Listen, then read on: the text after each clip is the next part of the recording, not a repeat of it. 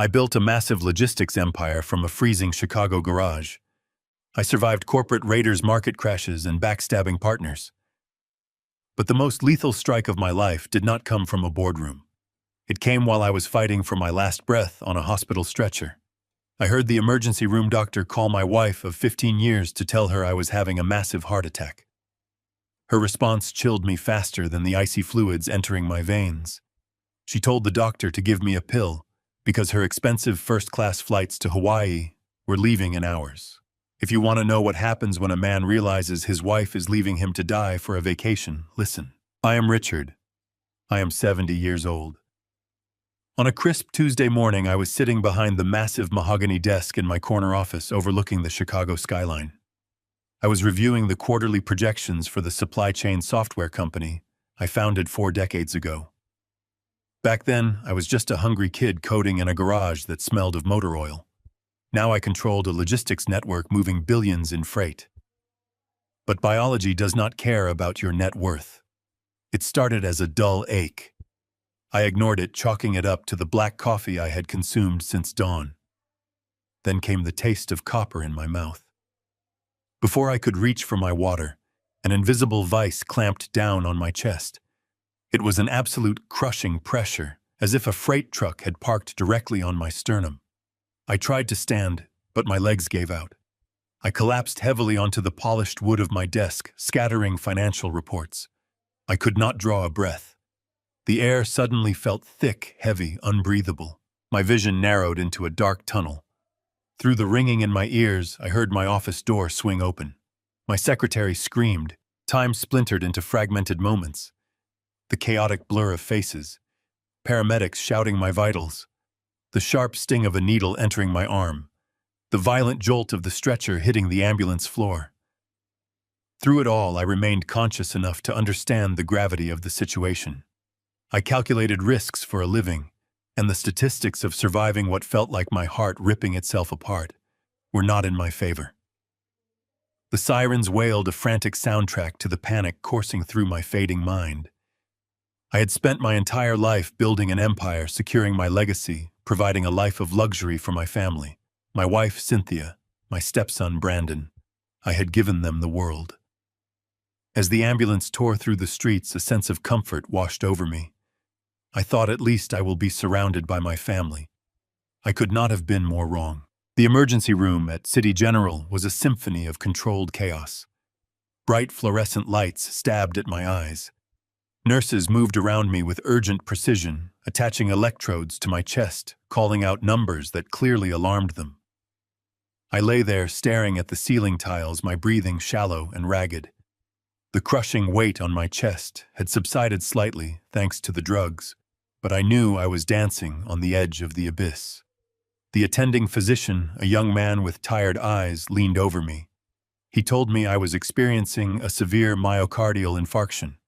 He needed to stabilize me before moving me to the cardiac intensive care unit. He asked for my emergency contact. I whispered Cynthia's name and gave him her number. I pictured her in our suburban mansion, dropping whatever she was doing, rushing out the door in tears. I had treated her son Brandon as my own, placing him as the chief operating officer of my company. They were my world. The doctor dialed the number on his mobile phone and put it on speaker so I could hear her voice, hoping it would bring me comfort. It rang 3 times before she answered. There was background noise, the sound of zippers closing, luggage wheels rolling across hardwood floors. "Hello," Cynthia answered. Her tone was brisk, hurried. "Mrs. Cynthia," the doctor said, his voice calm and steady. "I am calling from City General Hospital.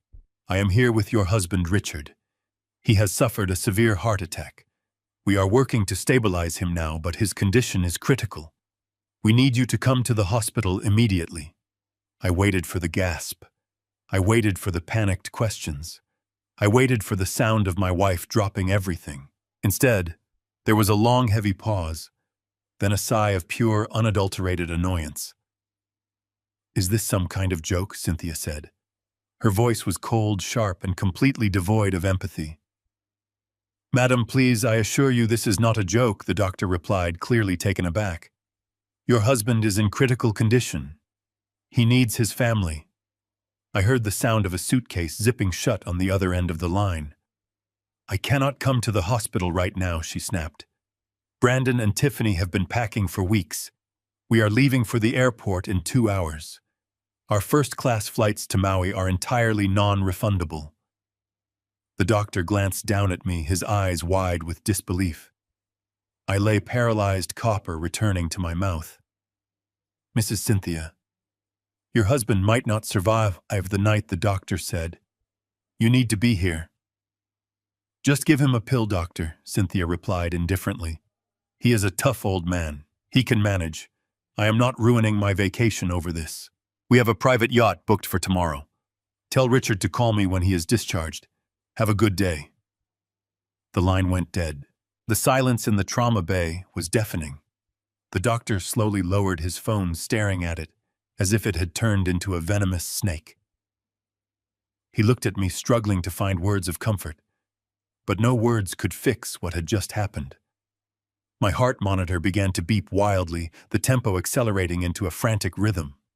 The alarms on the machines around me blared. It was not just the physical damage to my heart anymore. It was the absolute crushing realization that the woman I had showered with millions of dollars had just weighed my life against a vacation to Hawaii and chose the vacation. She was leaving me to die alone in a sterile room, so she would not miss her flight. The nurses rushed back in, pushing medications through my line, shouting for the crash cart. My vision started to fade to black, but my mind was screaming. I realized then that they did not love me. They loved my bank accounts. They loved the luxury I provided. I was nothing but an infinite wallet to them. As the darkness pulled me under, the grief and betrayal evaporated. In its place, a cold, calculating rage ignited in my chest. I swore a silent oath to myself in that fading moment. If I survive this single night, Cynthia will return from her tropical paradise to find absolutely nothing left. The sterile air of this intensive care unit was heavy with the scent of antiseptic and dying hope. I lay there, tubes snaking from my arms, my chest still throbbing with the ghost of that crushing weight. The heavy steel door creaked open, and in walked Cynthia and Brandon. They were a jarring sight against the backdrop of medical monitors and beeping machines. Cynthia looked like she had just stepped off a yacht. Her hair was styled in a perfect, expensive blowout, and she clutched a brand-new Hermes bag that cost more than my first car. Brandon was right behind her, his tailored Italian suit jacket sharp and unwrinkled. He looked more like a man heading to a board meeting than a stepson visiting a father who had nearly died the night before. I closed my eyes for a second, trying to steady my heart rate. When I opened them, Cynthia was hovering over my bedside. She leaned in, her perfume, a sharp floral scent clashing with the hospital's medicinal smell. "Richard, honey," she said, her voice dripping with artificial warmth. She placed a manicured hand on my arm, but her touch felt cold. "The doctor says the worst is over. You look so much better than you did last night." I did not answer. I just watched her. I wanted to see if there was any real fear in her eyes, any lingering trace of the woman who had shared my bed for 15 years. All I saw was impatience. She kept glancing at her watch, the gold links glinting under the harsh overhead lights. Brandon moved to the foot of my bed, folding his arms across his chest. He looked at the monitors, then back at me, with an expression that was supposed to be concern, but looked more like a calculation. "Me staying here will just stress you out." Cynthia continued, her tone shifting to that familiar, sugary sweet register she used when she wanted to manipulate me. "I know you, Richard. You hate being seen in this state. You want everyone to be strong, to be productive." She patted my hand, then pulled it away quickly, as if she had touched something dirty. "Brandon needs this Hawaii trip to decompress. Running your company has been exhausting for him. He has been taking on so much responsibility lately. You want us to be happy, right? You want to know that we are out there enjoying the fruits of your hard work while you recover." I nodded slowly, keeping my face slack. It was the easiest performance of my life. I played the role of the frail, dependent old man who was grateful for his family's presence. Inside, I was reading them like a profit and loss statement. They were not here to comfort me. They were here to ensure I would not interfere with their schedule. They were here because they needed to clear the path for their departure. I took a deep breath, feeling the mechanical whine of the ventilator nearby. Yes. I managed to whisper, my voice raspy and thin. You should go. I do not want to hold you back. A look of relief passed between them. It was subtle, almost invisible, but I saw it. Cynthia's shoulders dropped, and Brandon's face brightened. See, I told you, Brandon said, flashing that crooked grin I once mistook for sincerity. Dad knows the value of hard work. He knows we cannot just pause the world because of one bad day. I looked at my stepson. For years, I had treated Brandon as if he were my own blood. I had guided him, mentored him, and handed him the keys to the kingdom I had built with my bare hands. I had trusted him when I should have been watching his moves. Now, watching him stand at the foot of my bed, I realized he had been waiting for this moment. He was not waiting for my recovery. He was waiting for my vacancy. The office, the assets, the power, he saw them as his inheritance, and he was tired of waiting for me to step aside. Cynthia began to fuss with the collar of my hospital gown, a gesture that meant nothing. She was just keeping up appearances for the nurse passing by the door. You rest, she instructed, her voice regaining that authoritative edge. We have everything under control at the office. Brandon has already reorganized the morning schedule. You do not have to worry about a single thing. Just focus on your heart. Just focus on your health. We will call you from the airport. I watched her turn to the mirror on the wall, checking her lipstick, adjusting a stray hair. She had no intention of staying a minute longer than necessary. The hospital was a place of sickness, and Cynthia hated anything that reminded her of reality. She lived in a bubble of luxury, and I was starting to become a stain on that bubble. Brandon took a step toward me. The jovial expression shifted, becoming more professional, more transactional. He reached into his suit jacket and pulled out a thick stack of legal papers. The paper was thick, expensive, the kind that held weight. It felt heavy even from where I lay. He pulled a fountain pen from his pocket, the gold nib glinting in the light. Dad, just one quick thing before we head to the airport, he said. It is just the standard medical and financial power of attorney. We need it so we can sign the new vendor contracts and keep the payroll moving while you are stuck in this bed. It is a formality. We have already gone over the details with the legal team. They just need your signature to keep things running. I stared at the papers. My pulse raced to the machine beside me, picking up the pace. This was it. The move. The play to take the keys while I was still bleeding out. They were not asking. They were finalizing. I looked at Brandon, then at the papers, and for a fleeting moment I almost laughed. They were so confident, so utterly sure of my demise that they did not even bother to hide their true colors. I shifted in the bed, groaning as if the pain were too much to bear, my hands fumbling weakly as I reached for the pen. I was the clueless old man they wanted, and I would play that part until the very last second. I recalled the early days in the garage, the smell of grease and ambition, the cold concrete floor beneath my sleeping bag because I was too broke for an apartment. I remembered the nights I skipped meals so I could afford that first server. I worked for every single dollar, every inch of ground I gained in this city.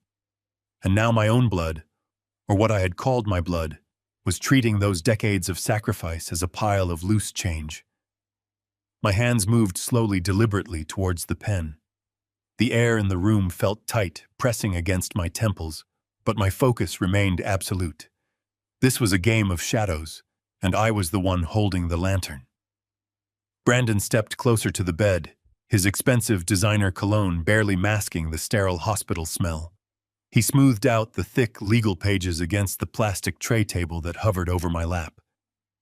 It is nothing major, Dad, he said, his voice maintaining that carefully rehearsed corporate calm. Just a standard medical and financial power of attorney. With you stuck in here for the foreseeable future, I need the legal authority to sign the vendor contracts and authorize the bi-weekly payroll.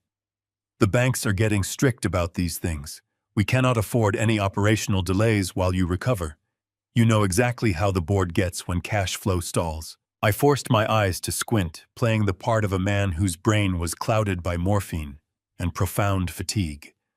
But 40 years of building a logistics empire from scratch does not just vanish because of a blocked artery. My mind was sharp, evaluating every syllable he spoke. I looked down at the documents. The font was small, the legal jargon dense, exactly the kind of paperwork meant to overwhelm a dying man. But I did not need to read every single line to spot the trap. My eyes caught a specific clause buried on the second page. Total liquidation rights. It was a phrase that had no business being in a temporary operational proxy. He was not asking for permission to pay our employees. He was asking for the legal right to sell my assets, empty my accounts, and completely liquidate the company I had painstakingly built. I shifted my gaze from the paperwork back to my stepson. I looked at his hands. For all his smooth talking and tailored suits, Brandon was still an amateur playing in a high-stakes arena. His left hand, resting on the edge of the plastic tray, was trembling. It was a slight, almost imperceptible tremor, but to a man who had negotiated with ruthless corporate raiders, it was a glaring siren. A drop of sweat had pooled at his temple despite the freezing air conditioning of the intensive care unit. He was terrified. He knew exactly what he was attempting to steal, and he was absolutely terrified I would read the fine print before the ink hit the page. I let out a ragged cough, letting my head loll back against the thin hospital pillow. The heart monitor beeped in a steady, reassuring rhythm, a stark contrast to the betrayal unfolding beside my bed. "Oh, Brandon," I mumbled, slurring my words slightly to sell the performance. "You know I cannot focus on all this dense legal text right now. Just tell me where to sign so you can catch your flight." Cynthia stepped up beside him, her impatience radiating like heat. "Just sign it, Richard," she urged, tapping her expensive shoe against the linoleum floor. "We really are going to miss the boarding call, and the traffic to the airport is going to be an absolute nightmare today." Her complete disregard for my life was breathtaking. Brandon uncapped his gold fountain pen and pressed it into my weak hand. He pointed to the dotted line at the bottom of the final page. "Right here, Dad," he instructed softly, "and initial here on the second page." I gripped the cold metal of the pen. My fingers felt stiff, but my mind was operating with crystal clarity. I had signed my name tens of thousands of times over the last 4 decades. Contracts, mergers, acquisitions, and brutal lawsuits. My signature was a brand. It had a very specific aggressive loop on the capital R, a flourish, that every bank, every attorney, and every board member knew instinctively. It was the unmistakable mark of a man who owned everything he touched. But today I was not going to be that man. I let my hand shake violently as the nib touched the heavy paper. I dragged the pen across the dotted line, crafting a jagged, sloppy scrawl. I intentionally broke the rhythm, completely omitting the signature loop. I made the letters look exactly like the desperate scribbles of a man whose brain was deprived of oxygen. It was a deliberate, undeniable forgery of my own name. Any competent forensic auditor or restructuring lawyer would spot the discrepancy immediately. My personal wealth attorney would take one single look at that document and have it legally invalidated in 5 minutes. Brandon snatched the paper the second the pen lifted from the page. He did not even bother to check the quality of the signature. He just saw the wet ink and let out a long, shuddering breath of relief. He quickly shoved the thick stack of papers back into his suit jacket, buttoning it up to secure his stolen prize. "Thank you, Dad," he said, his voice instantly regaining its arrogant, confident edge. "This is going to make everything so much easier for everyone. You just focus on resting and letting the doctors do their jobs." Cynthia leaned down and pressed a dry, mechanical kiss to my forehead. She did not even try to look me in the eyes. "Call us when they move you out of intensive care," she said, already turning toward the door. We will send you some pictures from the beach. Try not to stress the nurses out too much. We need to leave before the afternoon rush hour begins, or we will miss our flight entirely." I simply nodded, watching her walk away. Without another word, they turned and walked out of the trauma bay. The heavy steel door clicked shut behind them, sealing me inside the sterile room. I listened closely to the sound of Cynthia's designer heels clicking down the long hospital hallway, fading away slowly until there was absolutely nothing left but the constant rhythmic hum of the medical equipment. I stared at the blank ceiling. For 10 full seconds, I remained perfectly still. I waited until I was absolutely certain they were out of the building and gone for good. Then the facade dropped. The frail, confused old man vanished into thin air. I sat up straight, ignoring the dull ache radiating through my chest. I reached up and ripped the secondary oxygen monitor off my finger. I pulled the adhesive nodes of the backup heart monitor from my collarbone. The machine let out a brief warning chirp, but I quickly silenced it by hitting the override button on the side panel. I swung my legs over the edge of the bed. My breathing was surprisingly steady. My vision was perfectly clear. I reached into the personal belongings bag the nurses had placed in the bedside cabinet and pulled out my tablet. They thought they had secured their massive fortune. They thought they were leaving a dead man behind to rot. But they had just handed a loaded weapon to a veteran street fighter. I unlocked the screen, the bright glow illuminating the dark hospital room. It was time to finally hunt down the people who betrayed me. My fingers hovered over the glass screen of the tablet. I bypassed the standard biometric security locks and accessed the master portal for our joint banking accounts. The hospital wireless network was incredibly slow, agonizingly sluggish, but the spinning loading wheel gave me a few necessary seconds to brace my mind. I had spent 15 years building a flawless financial fortress to ensure my wife would never have to worry about money. I had gladly given her a platinum card with absolutely no limit, completely assuming she would always use it with the grace and respect that accompanied our privileged life together. Now I was logging in to see exactly how quickly a supposedly grieving widow could spend her dying husband's cash. The main dashboard finally loaded, displaying a cascading list of recent transactions. I tapped directly on the primary credit account linked specifically to Cynthia. I genuinely expected to see the first-class flight upgrades she had mentioned on the phone. I expected to see the luxury resort reservations that were allegedly non-refundable. I was even prepared to see a few overpriced airport meals and expensive cocktails. What I was absolutely not prepared for was the precise, undeniable timeline of her lavish spending spree. I carefully scanned the digital timestamps aligned on the left side of the screen. My chest tightened instantly, not from a blocked coronary artery, but from a profound, sickening realization of betrayal. Exactly 2 hours after the emergency paramedics had wheeled my lifeless body out of my corporate office, and exactly 2 hours after she received the frantic telephone call from the emergency room doctor telling her I was in critical condition, my loving wife had gone shopping. There it was, sitting proudly at the top of the digital ledger in stark black and white. A pending charge for $15,000 at a Louis Vuitton boutique located directly inside the international terminal of the airport. $15,000. While I was taking my first shallow, painful breaths under a plastic oxygen mask, fighting for every single heartbeat in a sterile trauma bay, Cynthia was casually swiping her card for designer luggage and expensive leather handbags.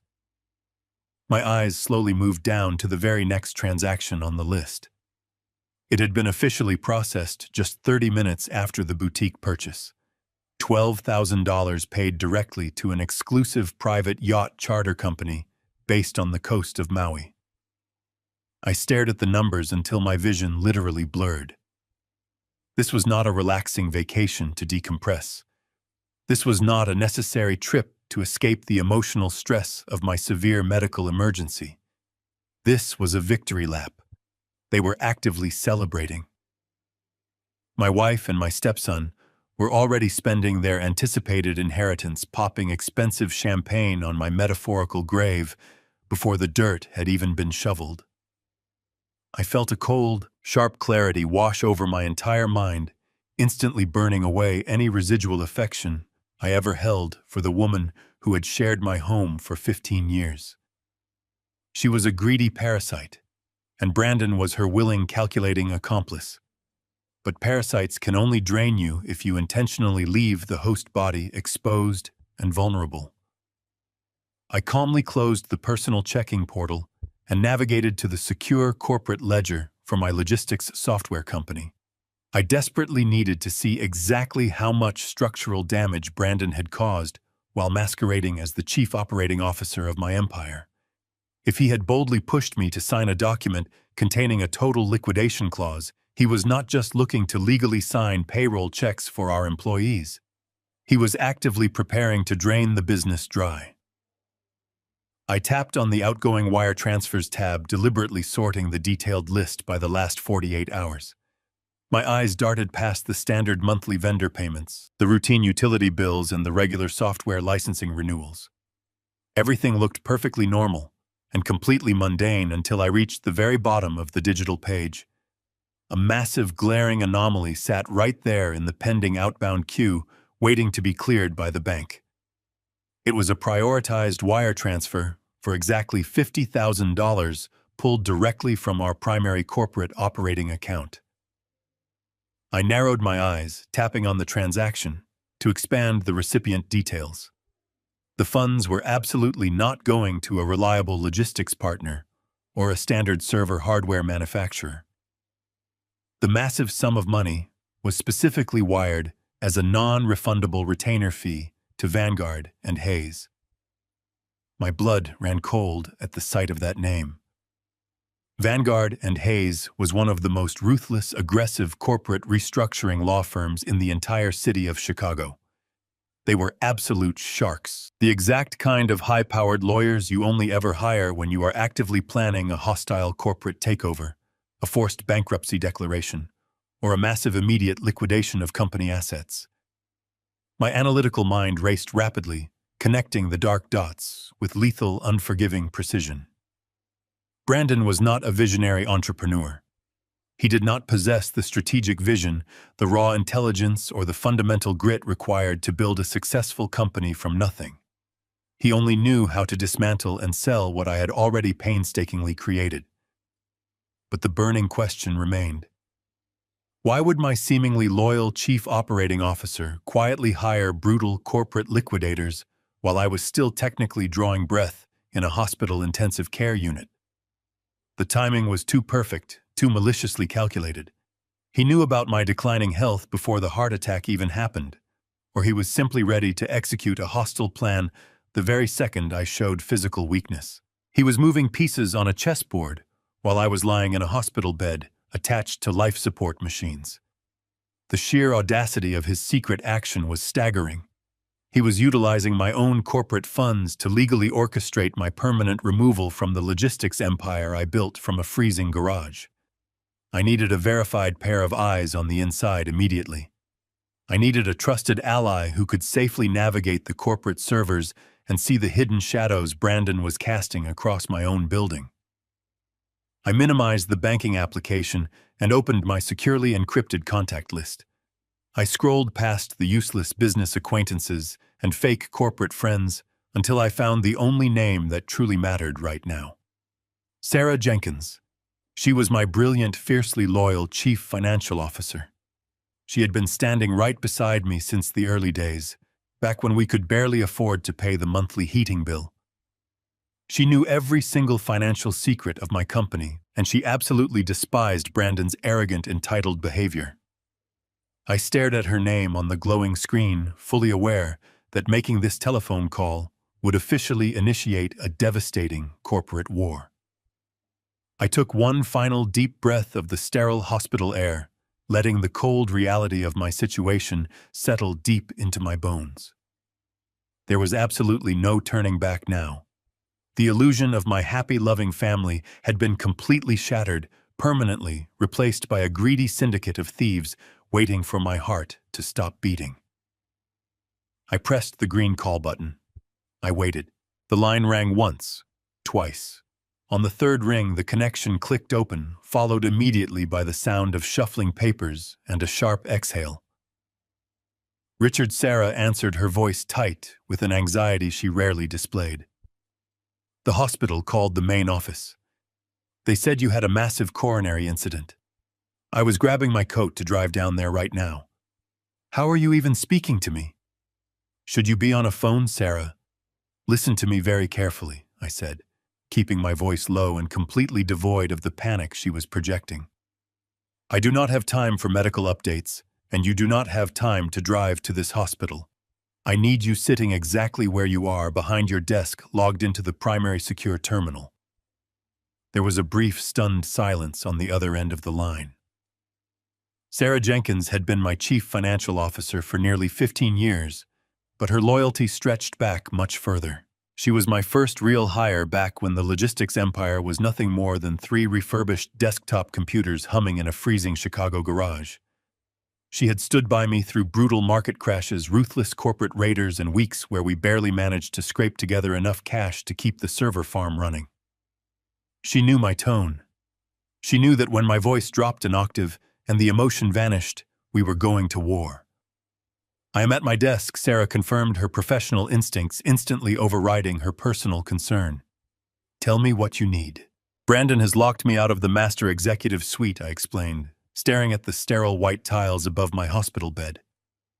He just visited me here in the intensive care unit and aggressively pushed a full medical and financial power of attorney into my hands. He claimed he needed it to authorize standard vendor payments while I recover. But I just checked our outgoing corporate wire queue. Your beloved chief operating officer just forwarded a $50,000 non-refundable retainer fee to Vanguard and Hayes. I heard Sarah draw in a sharp, ragged breath. Even in the finance department, the name Vanguard and Hayes was universally recognized as the absolute grim reaper of corporate restructuring. That makes absolutely no sense, Sarah whispered, the rapid typing on her keyboard echoing through the phone receiver.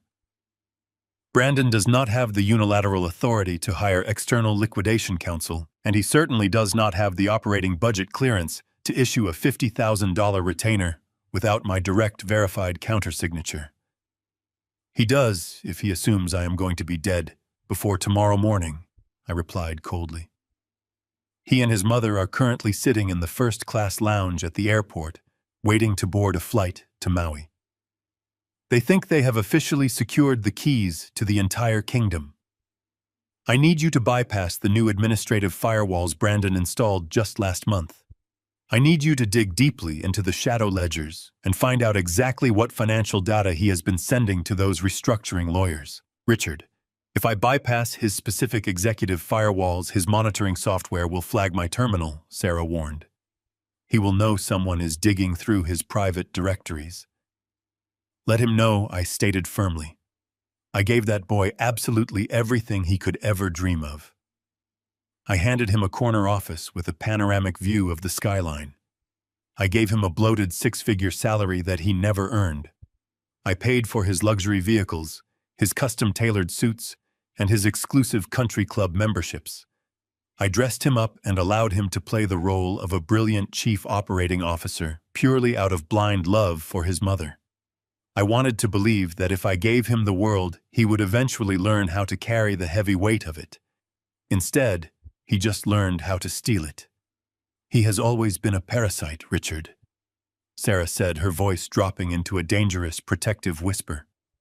We both knew he lacked the grit to actually build anything of value. Give me 20 minutes. I am going to rip his personal servers wide open. The secure line went silent.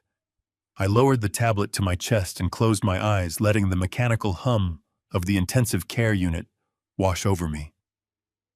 My physical heart was severely damaged, heavily bruised and beating with a painful, irregular rhythm, but my mind had never been more focused. The sheer audacity of Brandon's absolute betrayal fueled my adrenaline. He genuinely believed that a fancy title and a forged document were enough to dismantle a massive logistics empire. He was about to learn a very painful lesson regarding the fundamental difference between an entitled heir and a ruthless founder. The minutes stretched on with agonizing slowness. A young nurse quietly entered the room to check my intravenous fluid lines, casting a suspicious glance at the glowing tablet resting on my lap. I simply offered her a weak, tired smile, playing the role of the exhausted patient, until she turned around and walked back out into the bright, loud hallway. I calculated every possible scenario in my head, visualizing the corporate battlefield. Brandon was arrogant, but he was also incredibly careless. He always left a trail of sloppy mistakes because he never truly understood the complex machinery of the software network he was supposedly managing. I knew that Sarah would find the smoking gun.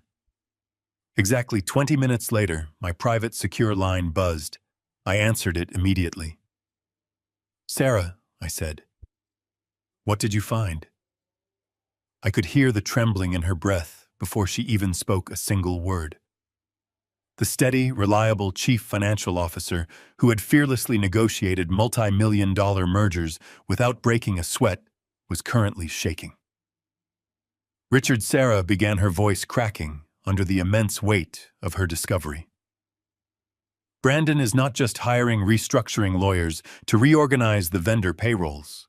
I finally broke through his encrypted personal folders and found a hidden directory containing months of highly confidential internal communications." "Tell me exactly what you are looking at." I commanded, my grip tightening around the cold, metallic edge of the hospital bed railing. "He has been secretly funneling our proprietary source code, our primary client databases, and our entire 5-year financial projection portfolio to an aggressive venture capital firm based out of New York." Sarah explained, the sound of her frantic scrolling filling the quiet room. "He has deliberately bypassed our internal legal department and engaged Vanguard and Hayes to aggressively expedite the due diligence process. He is using that new power of attorney document to bypass your mandatory shareholder approval." She paused, letting the devastating reality of the situation settle between us in the cold silence. The oxygen machine hummed loudly beside my bed, a stark reminder of my vulnerability. But the weakness in my physical body was instantly replaced by a burning, unyielding resolve. "Richard," Sarah whispered, her voice barely audible over the sterile noise of the busy intensive care unit. "Brandon is not just running payroll. I found the emails. He is selling the entire company." "Selling the company." I repeated the words, tasting like ash in my mouth. My voice was completely flat. The heart monitor beside my bed maintained its steady rhythmic pulse, betraying none of the absolute fury igniting in my veins. I instructed Sarah to print every single document, every email thread, and every hidden contract she had managed to excavate from his server. I told her to put it all on physical paper. Digital files could be wiped remotely, but physical ink was permanent. I told her to bring the documents to the intensive care unit immediately, but she needed a cover story. Brandon had undoubtedly left strict instructions with the nursing staff regarding my visitors. Sarah understood perfectly. Exactly. 45 minutes later, the heavy door to my hospital room swung open. Sarah walked in. She was carrying a massive, ostentatious gift basket wrapped in bright yellow cellophane and stuffed with exotic fruits. To any passing doctor or nurse, she was merely a concerned corporate colleague delivering a standard get-well-soon present. But as she set the heavy basket down on the rolling tray table over my lap, her eyes met mine. They were fierce, filled with the same unyielding grit that had helped us build a logistics empire from a freezing concrete floor. She pulled a hidden zipper at the bottom of the woven basket and extracted a thick manila folder. She slid it smoothly under my hospital blanket. "The nurses think I am just here to drop this off and say a quick prayer," Sarah whispered, glancing nervously at the small glass window of my room. "You have about 10 minutes before they come back to check your intravenous lines. Read fast, Richard. It is worse than we could have ever imagined." I nodded, waiting for her to step back out into the hallway to stand guard. Once the door clicked shut, I pulled the heavy folder from beneath the thin cotton blanket. My fingers were slightly numb from the medication, but my mind operated with lethal precision. I opened the cover. The very first document was a formal letter of intent from a prominent New York venture capital firm. They were absolute corporate vultures, legendary for buying vulnerable tech companies, stripping their assets, and firing the staff to maximize short-term profits. I read the numbers. Brandon had agreed to sell 30% of my software empire at a humiliatingly deep discount. He was giving away our proprietary supply chain algorithms for a fraction of their true market value, and the timeline was completely devastating. The final execution date was set for this coming Monday morning. I flipped to the next page, my breathing remaining slow and measured. The mechanics of his betrayal were laid out in stark black and white ink. Brandon had quietly negotiated this entire deal over the past 4 months. He used his position as chief operating officer to isolate the legal department, feeding them fabricated projections to justify a search for outside liquidity. But he had always faced one insurmountable hurdle. He did not possess the ultimate executive authority to sign away equity. That power rested exclusively with me, unless, of course, I was legally incapacitated or dead. I stared at an email thread between Brandon and the lead partner at Vanguard and Hayes. Brandon guaranteed that a full medical and financial power of attorney would be secured by the end of the week. He promised the lawyers the document would grant him total liquidation rights, bypassing standard shareholder approval. He had orchestrated this entire sequence of events perfectly. He just needed my heart to fail. When it finally did, he and his mother wasted absolutely no time. They secured the signature, packed their designer luggage, and boarded a flight to Hawaii, leaving the vultures to feast on the remains of my work. I continued to turn the pages, the cold reality of my situation settling deeply into my chest. The financial documents were infuriating, but they were simply business. The final document in the folder, however, was something entirely different. It was a printed copy of a forwarded email. Brandon had sent it to his wife Tiffany directly from his personal phone just hours before they left for the airport. The subject line was blank. I read his message carefully. The words were burned into my memory instantly. He wrote, "The lawyers are ready for Monday. Once the old man croaks, the holding company automatically defaults to Mom. We take our 30% cash out, let the venture guys strip the remaining assets, and he dies a forgotten footnote. Start looking at those properties in the Hamptons. We are finally free. He dies a forgotten footnote." I read that single sentence 3 times. For 15 years, I provided this boy with a life of absolute privilege. I paid for his education, handed him a career, and treated him with respect. And in return, he viewed my impending death as a convenient financial transaction. He did not just want my money. He wanted to erase my legacy completely. He wanted to take the empire I built through blood, sweat, and sacrifice and trade it for a vacation home and a quick payout. I closed the folder and rested my hands on top of it. A normal man might have broken down. A normal man might have wept at the sheer cruelty of his own family. A normal man might have pressed the call button, begging for sedatives to dull the emotional pain. But I did not cry. My heart monitor did not spike. My breathing did not hitch. Instead, staring at the sterile wall, I smiled. It was a cold, quiet, terrifying smile. Brandon had made a fatal miscalculation. He had assumed that because I was 70 years old and lying in a hospital bed, I was weak. He had assumed that a piece of paper signed with shaky ink was enough to topple a king. He had severely underestimated the kind of monster you have to become to build an empire from a freezing garage in Chicago. I slipped the folder back under my blanket just as the heavy door swung open. Sarah stepped back inside, followed closely by a young nurse checking her clipboard.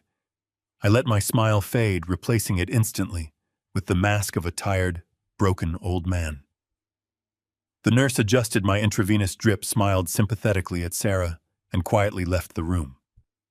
Sarah rushed to my bedside, her eyes wide with concern and fear. "Richard," she whispered urgently, "what are we going to do?" "He is going to sign those final papers on Monday morning. If that venture capital firm gets their hands on our source code, we are completely finished. I looked at my brilliant chief financial officer. My voice was steady, dropping into a tone she had not heard from me since our most brutal corporate battles a decade ago. "Sarah, my friend," I said calmly, "call Harrison Cole. Tell him to use the freight elevator and bypass the front desk. I want him sitting in this room in exactly 1 hour. We have a company to save and a family to destroy." The heavy wooden door to my hospital room remained closed. I lay perfectly still against the stiff mattress, watching the second hand sweep across the large wall clock. Exactly 58 minutes had passed since my conversation with Sarah. The intensive care unit was deceptively quiet, a stark contrast to the absolute warfare currently brewing inside my mind. Suddenly, the handle clicked. The door did not swing wide open like it did when the nurses entered for their rounds. It opened just enough for a tall, impeccably dressed man to slip through the narrow gap. Harrison Cole had arrived. He brushed a speck of invisible dust from the lapel of his charcoal suit and locked the door behind him. Harrison was 50 years old, sharp as a scalpel, and utterly devoid of professional mercy. He was my personal wealth attorney, a man who charged $2,000 an hour to make rich men impenetrable. I had explicitly instructed Sarah to tell him to use the underground freight elevator and navigate through the basement utility corridors. I needed his arrival to remain completely undocumented by the main hospital lobby security cameras. If Brandon had placed anyone on the payroll to monitor my visitors, I could not risk them spotting the city's most feared wealth protector walking into my room. Harrison approached the foot of my bed, his eyes scanning the medical monitors before finally resting on my face. "You look remarkably alert for a man who officially died for 90 seconds. Yesterday morning." He stated, his voice a low, gravelly baritone that commanded instant authority. I let out a dry, humorless breath. Death is surprisingly motivating, Harrison.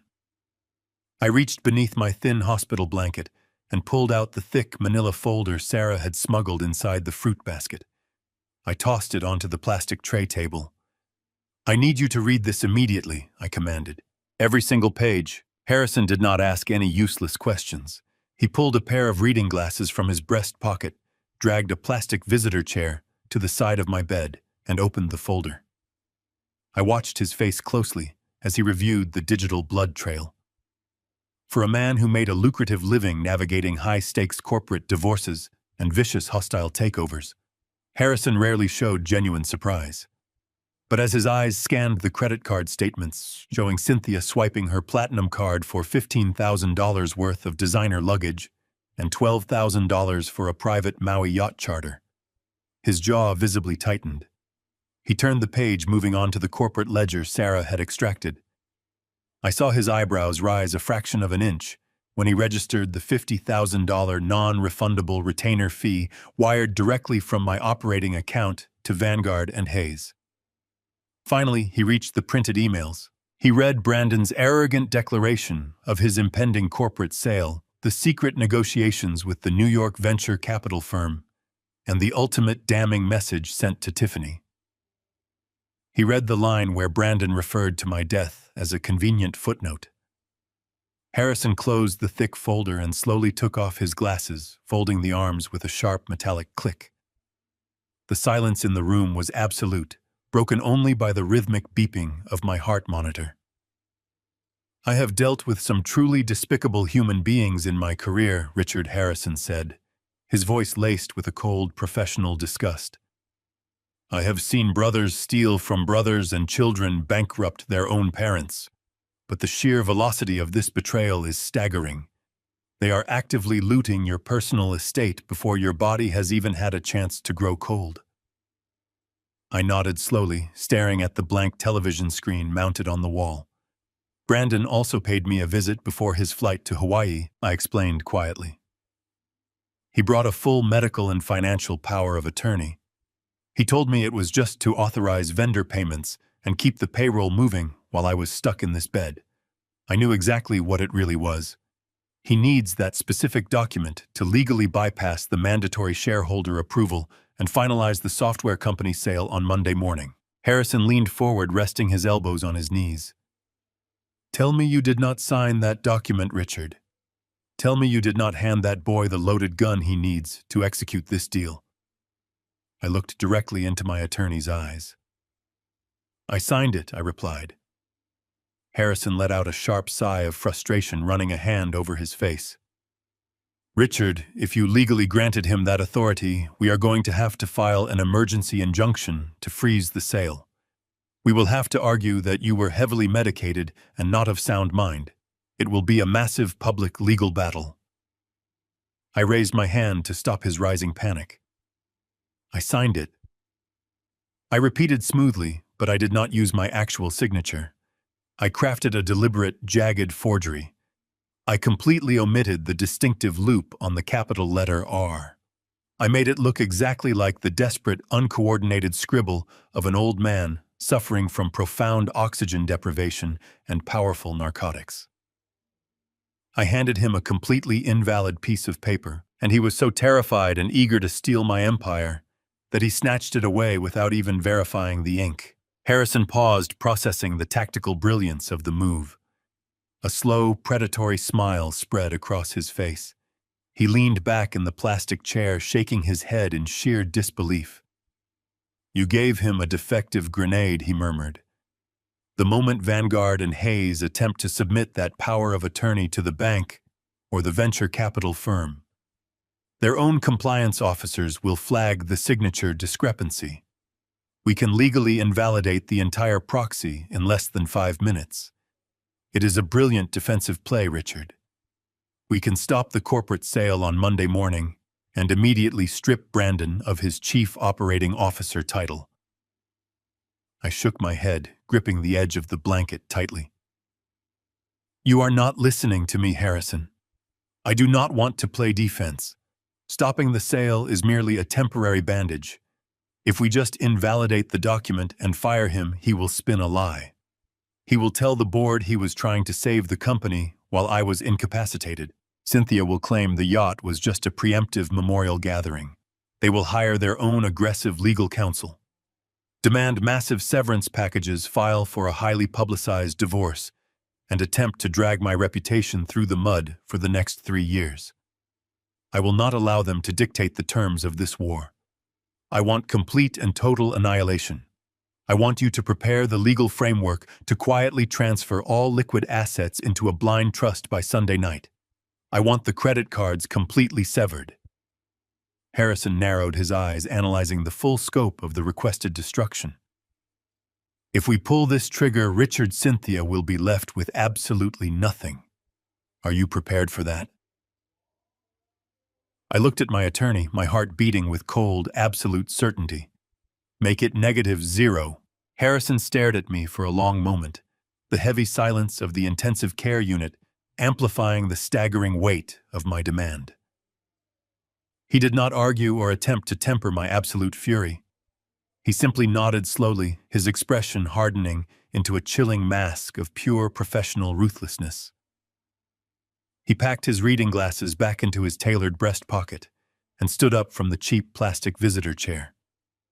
I will have the comprehensive trust framework drafted and completely ready for your execution signature by midnight, he said, his voice dropping into a barely audible whisper. But we cannot securely conduct a sensitive financial operation of this massive magnitude from a heavily monitored hospital bed. You need a highly secure, entirely private location with completely unrestricted network access and absolutely no potential for sudden interruptions. I told him I would personally handle my own medical extraction and explicitly instructed him to meet me at a confidential secondary location. After he quietly slipped back out through the heavy wooden door, deliberately returning to the unmonitored basement utility corridors, I firmly pressed the plastic nurse call button.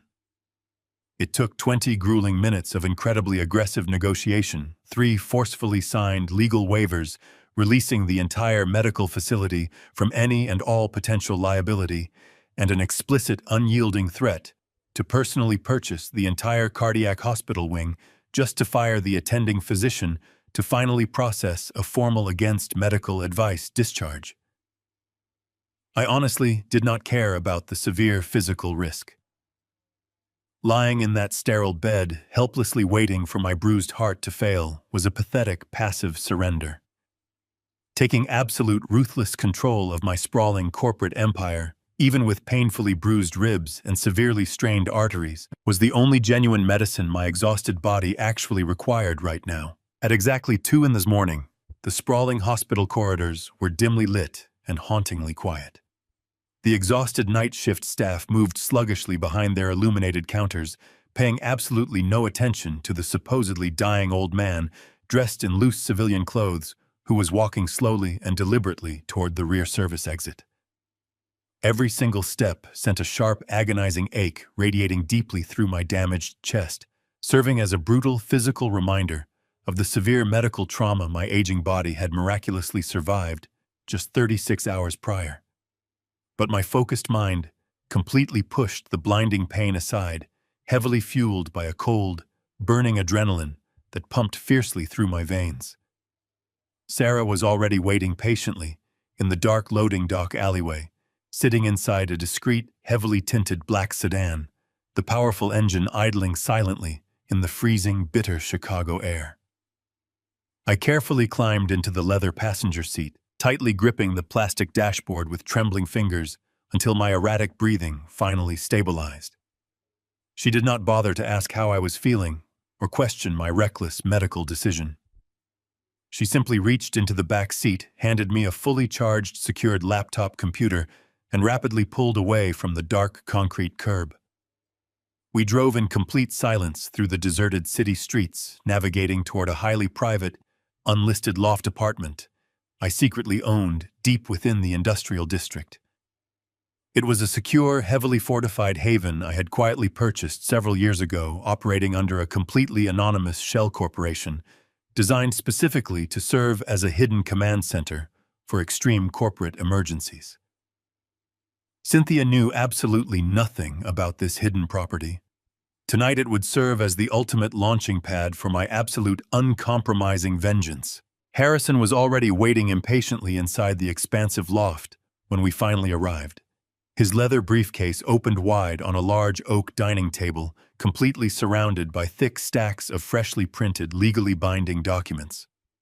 For the next 24 exhausting hours, we absolutely did not sleep. We barely even paused to eat, aggressively sustaining ourselves on bitter black coffee and an endless reservoir of sheer, unadulterated willpower. We barely spoke loud enough to hear, communicating efficiently and ruthlessly in complex account numbers, international routing codes, massive wire authorizations, and heavily encrypted server passwords. We were rapidly dismantling a massive multi-million-dollar financial fortress, brick by heavy brick, and systematically rebuilding it safely behind completely impenetrable legal walls. First, we aggressively attacked the core corporate structure.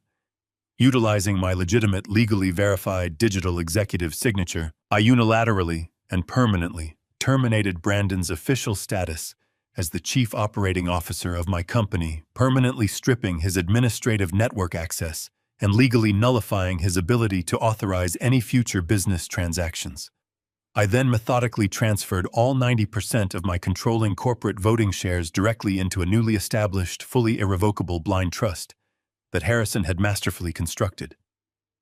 That arrogant, aggressive venture capital firm operating out of New York would suddenly wake up on Monday morning to discover that the vulnerable holding company they were actively attempting to purchase no longer legally existed in any recognizable form. The phantom executive authority Brandon had confidently promised to deliver to them was now entirely legally worthless.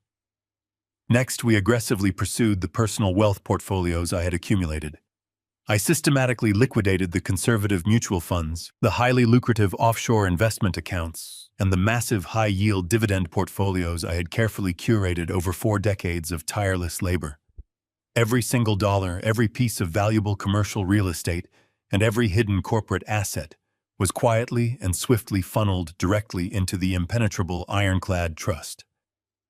Harrison drafted the complex legal framework with flawless surgical precision, definitively ensuring that my vast financial assets were completely shielded from any potential future divorce proceedings, aggressive spousal asset claims, or hostile corporate litigation that Cynthia and her treacherous son might attempt to desperately launch. The final devastating step of our relentless operation was arguably the most deeply personal.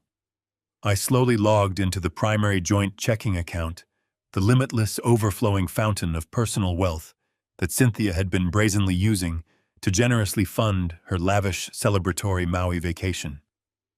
I sat in the dim light of the secure loft and watched her various pending financial charges processing in real time across the glowing screen. The extraordinarily expensive private yacht rental, the ridiculous designer boutique, purchases the exorbitant luxury room service bills flowing endlessly from the resort. With a few precise, deliberate keystrokes on the encrypted laptop, I confidently initiated a massive final outbound wire transfer, draining that specific personal account completely and utterly dry. I purposely chose to leave exactly $43.50 remaining in the available daily balance. It was just enough money for a treacherous, ungrateful wife to buy a cheap, highly processed airport lunch on her humiliating journey home, and absolutely nothing more. I calmly closed the heavy laptop screen, the sharp, satisfying metallic click echoing loudly through the otherwise completely silent loft apartment. My damaged chest ached profoundly. My eyes were heavy with a deeply profound exhaustion, but a vast, incredibly satisfying peace finally settled over my weary soul. The intricate financial execution was utterly flawless. The devastating trap was officially legally set. Now I just had to sit back comfortably in the quiet, secure shadows of my hidden safe house and patiently wait for the massive, destructive bomb to finally detonate in paradise. The morning sun slowly began to filter through the heavy industrial blinds of my safe house, casting long, geometric shadows across the oak dining table. Harrison had departed hours ago, leaving me alone with my thoughts, my cold coffee and a completely untraceable burner phone resting on the polished wood. I sat perfectly still, listening to the distant, muffled sounds of the city waking up. In Chicago, it was a crisp, unforgiving Monday morning. But in Maui, it was late Sunday evening, the absolute peak of the luxury dinner hour. I did not have to wait long for the fallout to reach me. At exactly 8:15, the burner phone vibrated, shattering the heavy silence of the loft. It was an automated notification from my secure corporate server alerting me that an emergency voicemail had been deposited into my heavily encrypted private inbox. Brandon and Cynthia had naturally assumed my primary phone was either turned off or sitting uselessly in a hospital locker. They had no idea my communications were automatically forwarded to the secure cloud.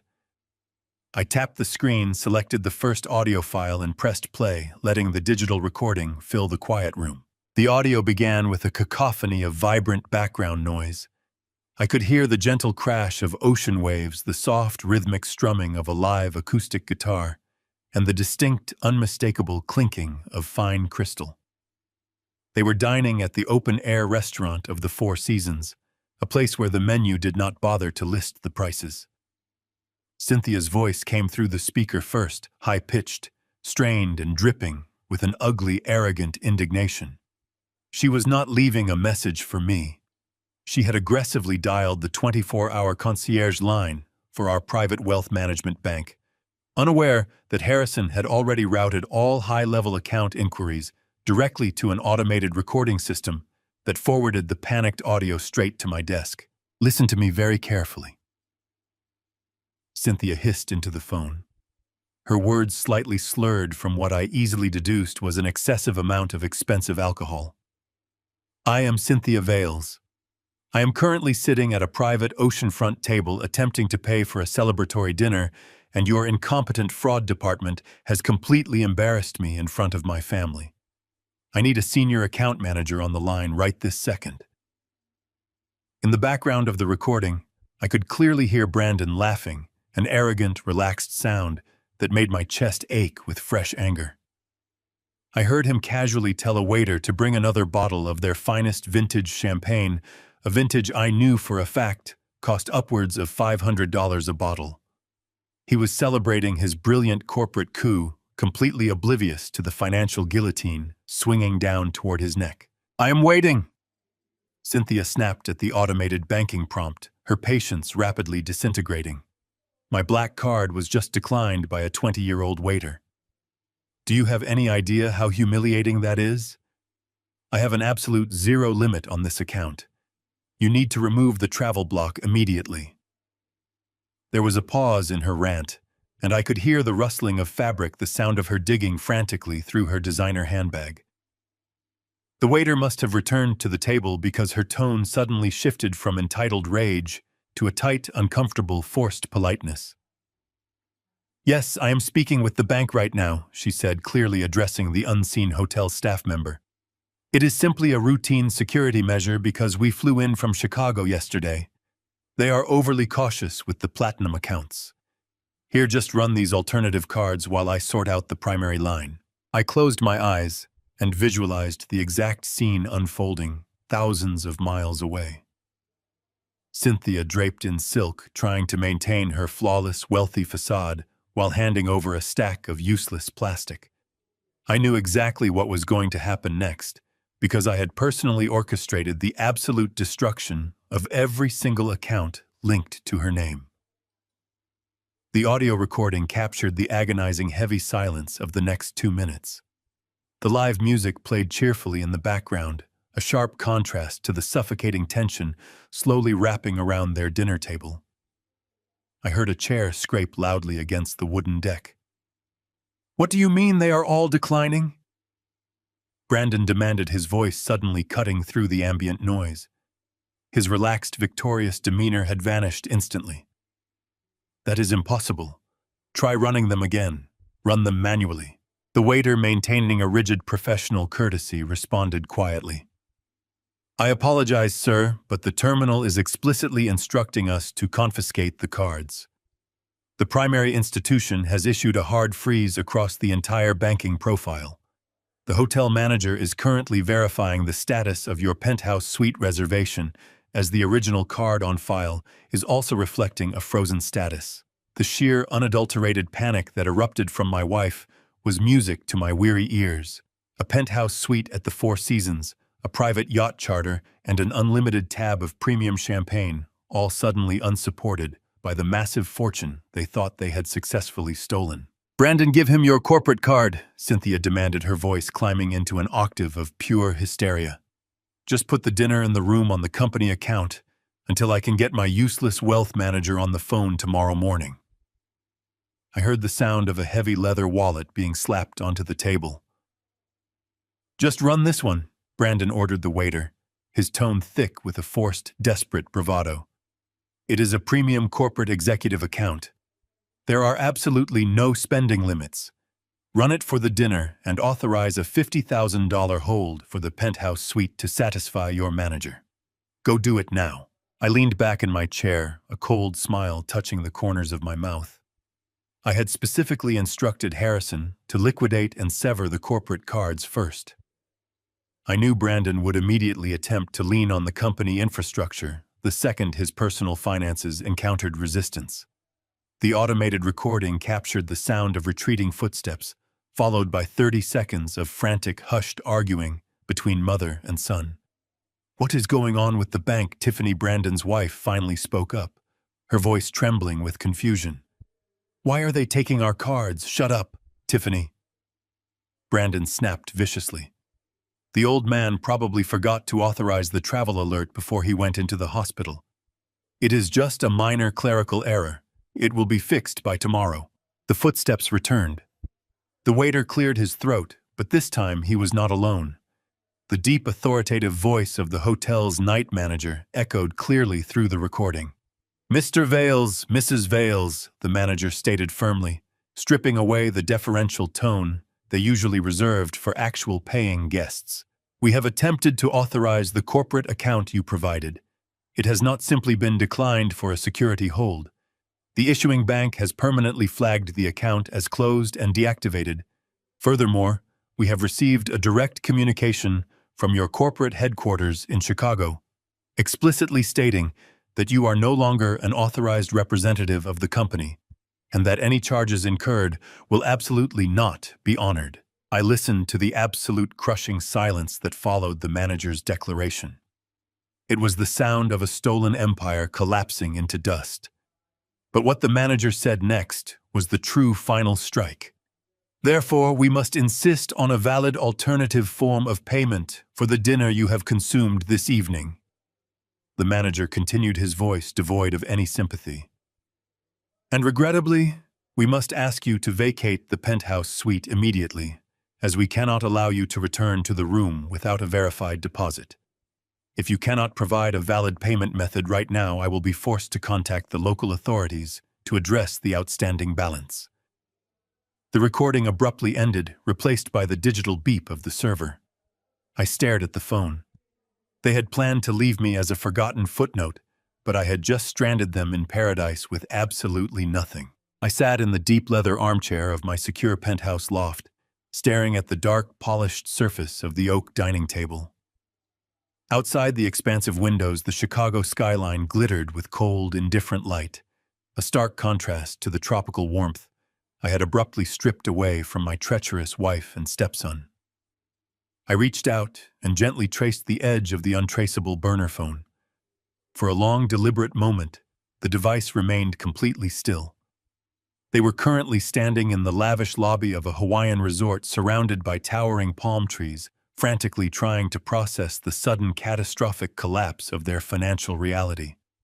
I could easily picture Brandon aggressively arguing with the night manager, demanding respect he had never earned, while Cynthia hovered in the background, clutching her worthless platinum cards in absolute disbelief. The physical pain in my chest, a lingering reminder of the massive coronary incident I had survived just days prior, seemed to dull significantly. The sharp thrill of absolute control acted as the perfect anesthetic. I took a slow, deep breath, letting the cool, filtered air fill my healing lungs. I did not have to wait very long for their initial shock to morph into desperate action. The small screen of the phone suddenly illuminated the dark room, casting a pale glow across my hands. It vibrated once, a short, sharp buzz against the wooden table. Then it vibrated again, and again. The barrage had officially commenced. I simply sat back and watched the incoming notifications multiply with rapid, frantic precision. The digital counter on the screen climbed. 10 missed calls, 15 missed calls, 20 missed calls. They were relentlessly dialing the secure proxy number, unaware that their desperate attempts to reach the suite were being seamlessly routed directly to the device resting inches from my fingertips. The sheer volume of incoming calls painted a vivid picture of their escalating panic. By the time the screen finally stopped flashing, the red text indicated exactly 30 missed calls within 14 minutes. They were trapped thousands of miles from home without a single dollar. I picked up the phone, the metal casing feeling grounding in my palm. I bypassed the log and opened the visual voicemail application. There were 5 audio messages waiting. I tapped the screen to play the first recording, turning the volume up so their voices would echo clearly through the empty space of the loft. Cynthia spoke first, her tone dripping with familiar grating arrogance. "Richard," her voice barked through the small speaker, sharp and annoyed. "I do not know what kind of incompetent clerical mistake your accounting department has made, but every single one of my cards has been declined. The hotel manager is being incredibly rude and unreasonable. You need to call the private banking tier immediately and authorize an override. Fix this embarrassing mess right now and tell them to process the charges." The message ended with an aggressive, frustrated sigh. She still firmly believed this was nothing more than a minor administrative glitch. She still genuinely thought she was entirely in control. I smirked in the darkness, swiping my finger across the screen to initiate the second audio file. The second voicemail was left just 3 minutes after the first, but the subtle shift in Cynthia's voice was instantly detectable. The abrasive entitlement was beginning to fracture slowly, giving way to genuine creeping anxiety. "Richard, why are you not answering the emergency proxy line?" she demanded, her breathing noticeably shallow and rapid. "The bank is completely ignoring my security verification codes. They are refusing to speak with me." Brandon tried to use the primary corporate account to cover the dinner and the suite, but the manager just informed us that the account has been permanently closed. Closed, Richard. They said his executive authority has been entirely revoked. What is happening back in Chicago? You need to pick up the phone. You need to handle this right now before they call the local authorities. We cannot even access the room to retrieve our luggage. The recording clicked off, instantly replaced by the third message. This time it was Brandon. His usual slick, confident corporate persona had completely vanished, replaced by the frantic, terrified cadence of a cornered animal. "Dad," he began, his voice shaking with pathetic, desperate urgency. "Dad, I know you are probably resting, but we have a massive crisis here. The resort security staff is physically escorting us out of the lobby. They are threatening to file formal criminal charges for defrauding a hospitality establishment. I tried to contact Vanguard and Hayes to secure an emergency bridge loan, but the legal team there is completely ignoring my emails. Please, you have to call the bank. Just authorize a temporary wire transfer so we can get out of this hotel. I swear we will figure everything out when we get back. Just pick up the damn phone, please." I listened to his pathetic pleading, feeling absolutely no sympathy. He had stood beside my hospital bed, staring at my vulnerable body, and callously orchestrated the complete liquidation of my life's work. He deserved every ounce of the profound terror he was currently experiencing. I let the fourth and fifth voicemails play, allowing the chaotic symphony of their destruction to wash over me. Cynthia was openly weeping in the background of the final recording, loudly begging the hotel staff for mercy, while Brandon frantically shouted at an indifferent security guard. They were utterly stranded in a tropical paradise, entirely stripped of the unearned power and endless financial resources they had arrogantly taken for granted. They had flown to Maui to celebrate a victory that never existed, completely convinced that they had outsmarted a dying man. I placed the phone back down on the heavy oak table. The room was perfectly silent once again. The time for listening was officially over. It was time to deliver the final, definitive strike. I picked up the device, opened the encrypted messaging application, and selected a secure line to Brandon's personal cellular device. I did not want to engage in a drawn-out conversation. I did not want to listen to their pathetic apologies or desperate fabricated lies. I wanted absolute, undeniable finality. My thumbs moved slowly and deliberately across the digital keyboard, crafting a message that would permanently shatter whatever lingering, foolish hope they still harbored. I typed the words with cold, methodical precision, ensuring there was absolutely no room for any misinterpretation. "Your vacation just got extended. By the way, Brandon's power of attorney is void. Have a nice life." I stared at the short, devastating text message, feeling the immense weight of the 15 years I had foolishly wasted on a family that only ever valued my bank accounts. They had asked me to completely disappear from their levels, and I was simply granting their incredibly selfish request with absolute ruthless perfection. I did not hesitate. I pressed the send icon. The digital arrow turned a solid blue, clearly indicating that the message had been successfully delivered directly to his phone. I calmly powered down the untraceable device, the glass screen finally fading to a deep, absolute, and permanent black. The loft was completely silent when the sun crested the Chicago skyline on Monday morning. I sat in the leather armchair, nursing a cup of black coffee, feeling the profound satisfaction of a perfectly executed strategy. My physical heart was still healing the dull ache in my chest, a constant reminder of my mortality. But my mind was sharper than it had been in decades.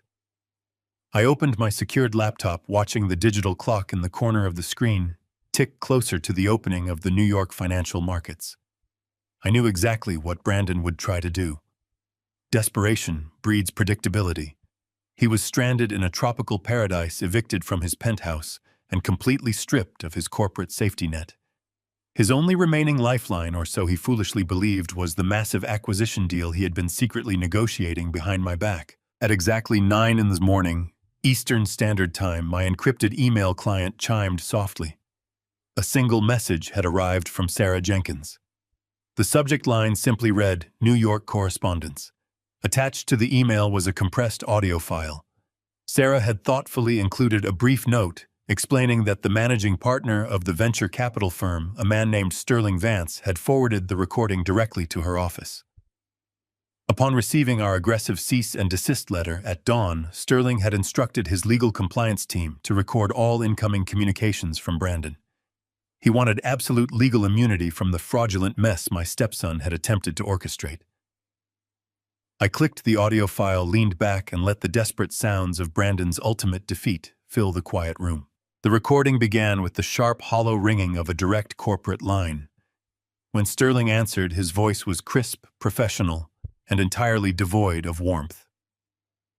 Brandon launched into his pitch immediately, not even bothering with customary pleasantries. His words were rushed, his breathing heavy and erratic. It sounded as though he was pacing furiously on a windy street corner or an open beach. Sterling, he began, his voice laced with a pathetic manufactured confidence. We have a slight operational delay on our end regarding the final acquisition paperwork. My father is currently incapacitated, and the transition of executive power is taking slightly longer than anticipated. However, the deal is still completely solid. I just need you to wire the initial cash advance we discussed last week. A bridge loan just to cover some immediate restructuring expenses on my end. I will personally guarantee the funds against my future equity share once the ink is dry. I took a slow sip of my coffee, savoring the absolute absurdity of his request. He was begging a ruthless Wall Street shark for a personal bailout, using stolen corporate equity as collateral. The silence on the other end of the line was heavy, thick, with the kind of predatory amusement that only seasoned financial veterans truly understand. When Sterling finally spoke, his tone was so remarkably cold it could have frozen the Pacific Ocean. Brandon Sterling said carefully, articulating every single syllable, I am going to stop you right there before you incriminate yourself any further on a recorded line. I do not know what kind of amateur theatrical performance you think you are running, but we are a Tier 1 financial institution, not a payday lending service for stranded tourists. I could hear Brandon stutter, completely caught off guard by the aggressive shift in tone. Sterling, I do not understand, he stammered, the manufactured confidence instantly evaporating. I have the signed medical and financial power of attorney. I have the legal right to liquidate the holding company. We agreed on the 30% acquisition. We shook hands on this. You do not have anything. Brandon Sterling interrupted, his voice dropping into a harsh, unforgiving register. Your chief financial officer, Sarah Jenkins, sent my legal department a massive package at 6 o'clock this morning. It included a comprehensive cease and desist order, a fully verified corporate injunction, and a detailed forensic analysis of your recent activities. Do you have any idea how much liability you just tried to expose my firm to? You attempted to sell us proprietary source code using a blatantly forged document. The signature on your supposedly ironclad proxy is completely invalid. Our restructuring lawyers took one single look at it and laughed. It is utterly worthless. Brandon let out a strangled gasp, the sound of a man watching his only remaining parachute burst into flames. But the holding company, he pleaded, his voice breaking into a high, panicked whine. When he dies, my mother gets the holding company. We can just restructure the deal through her. We can still make this work, Sterling. Just send the advance. I need that cash right now. Sterling let out a dry, humorless chuckle. That was the sound of the final nail being hammered into the coffin. You really have absolutely no idea what is happening. Do you? Sterling asked, his tone shifting from anger to pure, unadulterated pity. There is no holding company anymore, Brandon. Your father spent the entire weekend moving every single corporate asset, every share of stock, and every liquid portfolio into an impenetrable blind trust. He completely dissolved the entity you were trying to sell. There is absolutely nothing left for your mother to inherit, even if he were to pass away this morning. The silence that followed was absolute. I could almost hear the tropical wind blowing through the speaker, carrying the shattered remains of Brandon's ego out to sea. But Sterling was not quite finished.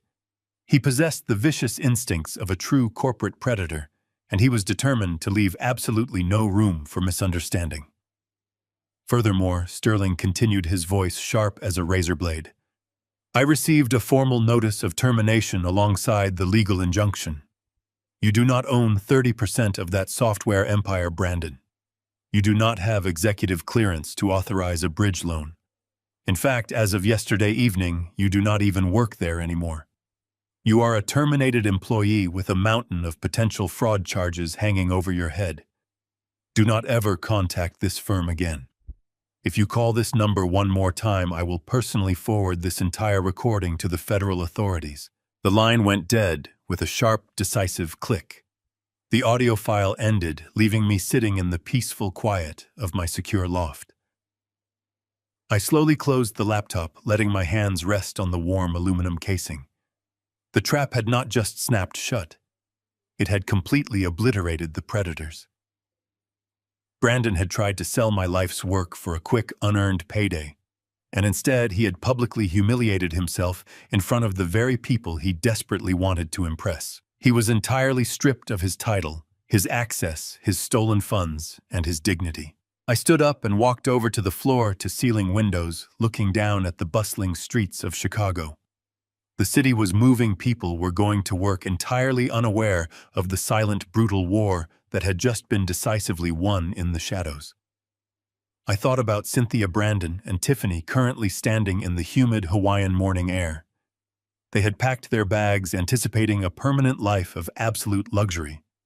They had aggressively ordered premium champagne and chartered private yachts, entirely convinced that they had outsmarted a dying man.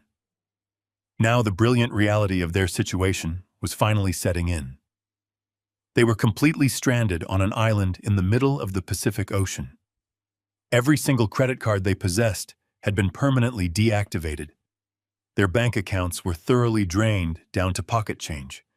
They had been formally evicted from their luxury hotel suite, and they did not possess a single shred of corporate or personal authority to secure a loan. They had no money, no shelter, and absolutely no leverage remaining. The luxurious paradise they had sought to claim had instantly transformed into a terrifying, inescapable prison.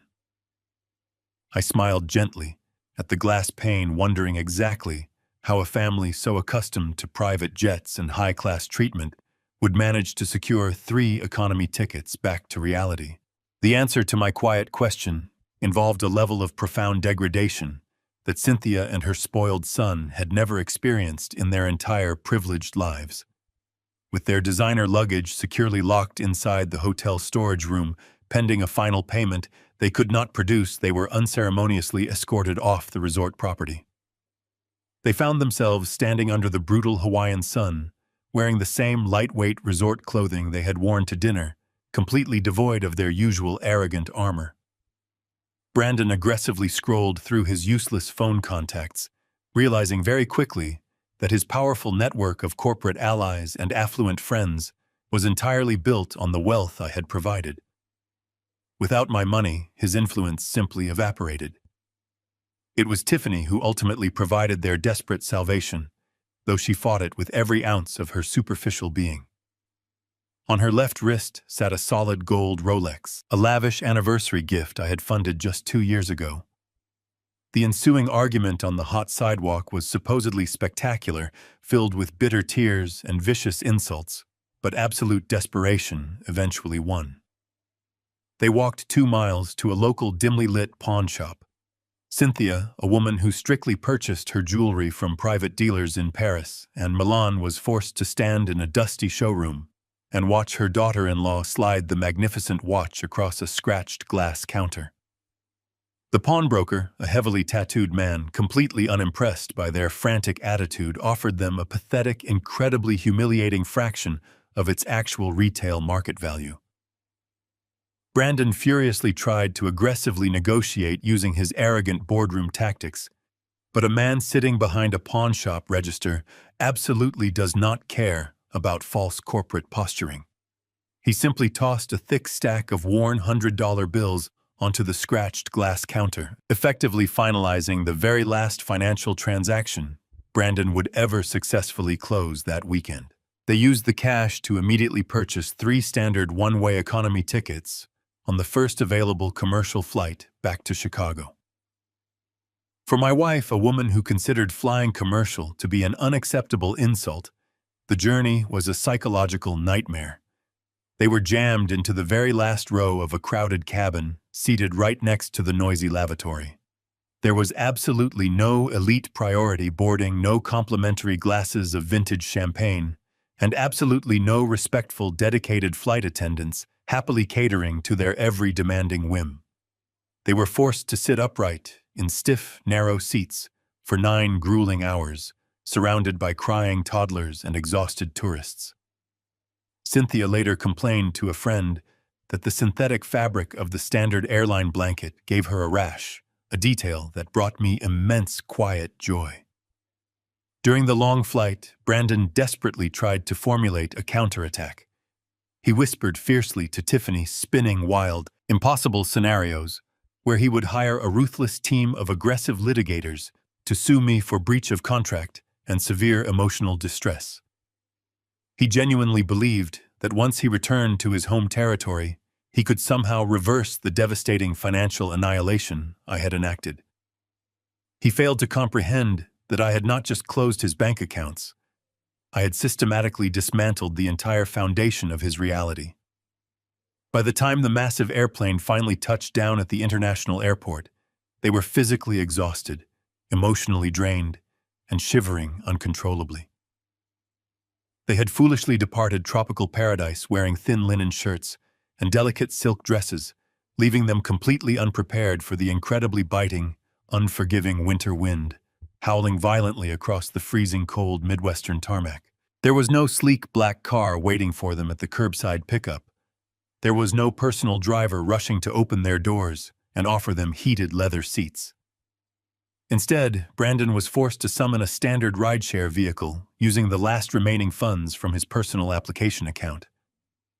They huddled together in the back seat of a worn, heavily used sedan, enduring a tense, suffocating silence as the driver navigated the busy highway leading toward the affluent northern suburbs.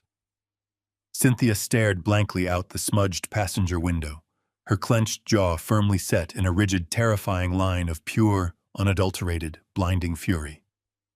She was silently and meticulously calculating the massive multi-million-dollar divorce settlement she planned to aggressively demand, entirely ignorant of the fact that the powerful trust had already shielded every single asset from her greedy grasp. The vehicle finally turned into their exclusive gated neighborhood, rolling slowly past manicured lawns and towering pristine mansions. Brandon sat up straighter, adjusting the collar of his wrinkled linen shirt. The sight of his massive $5 million property seemed to inject a fresh surge of false confidence into his veins. It was a sprawling, magnificent estate of stone and glass, a house I had purchased for them, in full, to ensure my grandchildren would grow up in absolute comfort. He firmly believed that this fortress was his untouchable sanctuary. He truly thought that once he crossed that threshold, he could regroup, hire an aggressive legal team, and drag me through years of painful litigation. The car stopped at the end of the long, circular driveway. Brandon practically leaped from the vehicle, marching up the wide stone steps toward the heavy double doors with his head held high. Cynthia and Tiffany followed closely behind him, shivering violently in the freezing evening air, incredibly eager to step inside the warm, luxurious foyer. Brandon confidently pulled his heavy metal key from his pocket and jammed it into the brass lock.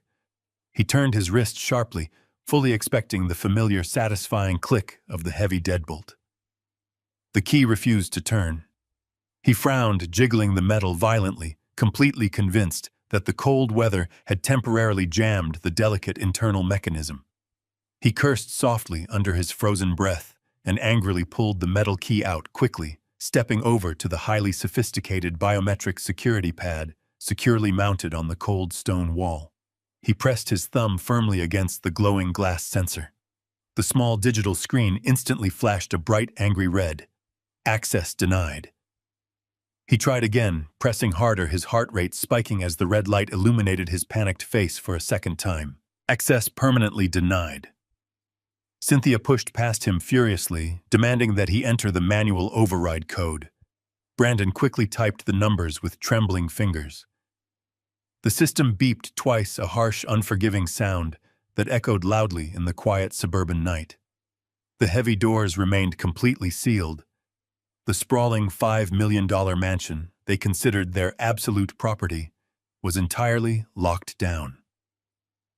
As the horrifying reality of their total exclusion began to settle heavily over them, the motion sensor lights on the expansive wraparound porch suddenly flared to life.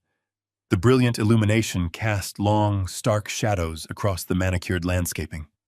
From the deep, darkened corner of the stone veranda, a tall, imposing figure slowly stepped forward into the harsh light.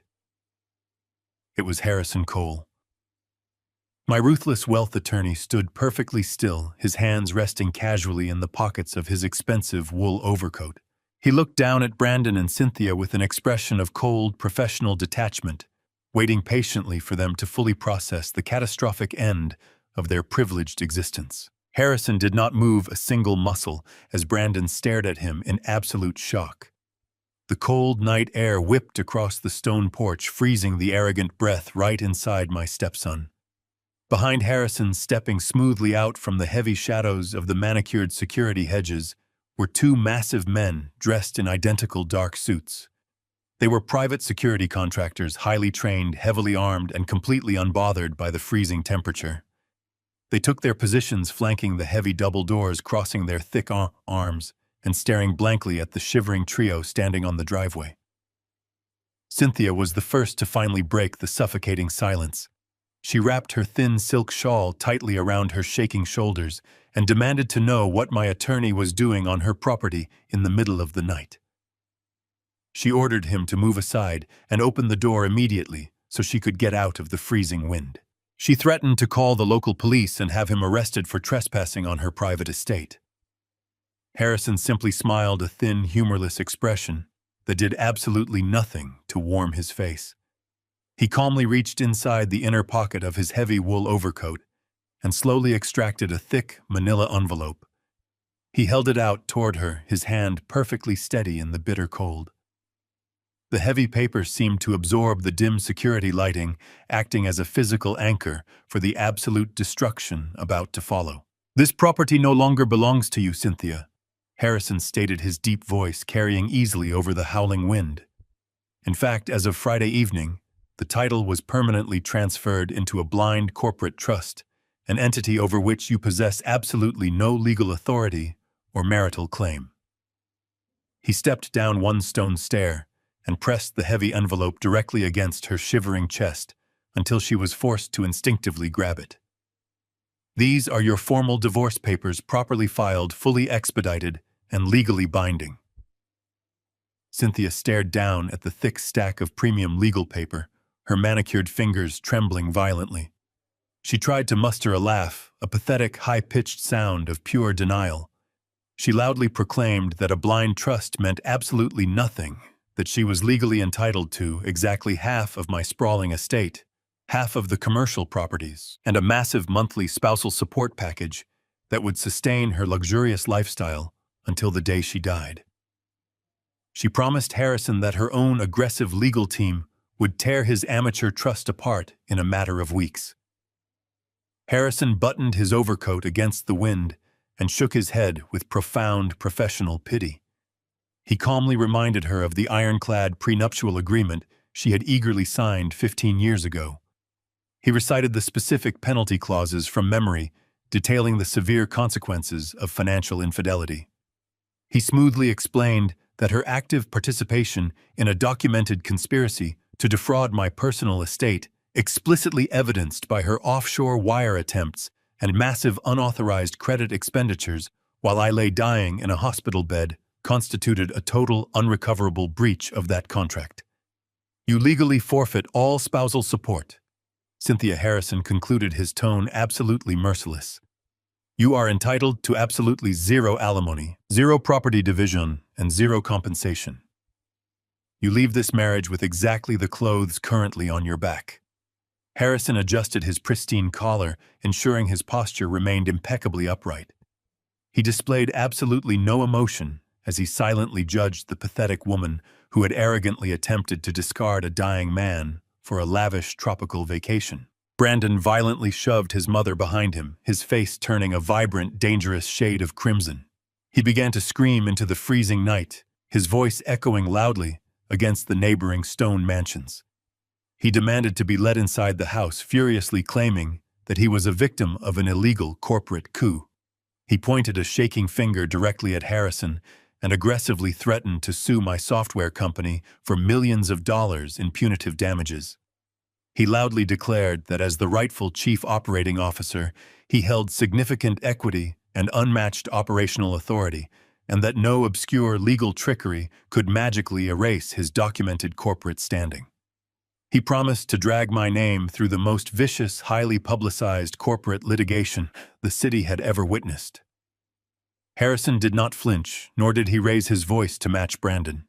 He simply reached back into his heavy overcoat and pulled out a second, slightly thinner envelope. He extended his arm, waiting patiently until Brandon finally stopped screaming and snatched the paper from his hand. "You are officially terminated for gross corporate espionage, systemic fraud, and attempted grand larceny," Harrison explained smoothly. "Your executive privileges were permanently revoked 48 hours ago." Brandon ripped the envelope open, his eyes frantically scanning the formal termination letter. He stammered that a termination required board approval, that a dying man could not unilaterally execute a firing of a senior partner. Harrison took a slow, deliberate step forward, completely closing the distance between them. "Richard is very much alive, Brandon," he stated softly, "and he is very, very angry. The district attorney has already been fully notified of your documented attempt to illegally sell protected company assets to a New York venture capital firm. They currently possess the Vanguard and Hayes email threads, the financial wire receipts, and the blatantly forged medical power of attorney you foolishly tried to execute." Tiffany collapsed onto the cold, concrete driveway, burying her face in her hands and sobbing uncontrollably. The devastating reality of their situation was finally crashing down around them with the heavy, inescapable weight of a collapsing building. They were entirely locked out of their magnificent mansion. Their endless bank accounts were completely drained. The luxurious cars sitting inside the heated garage were legally untouchable. The massive software empire they had desperately tried to steal was entirely out of their reach.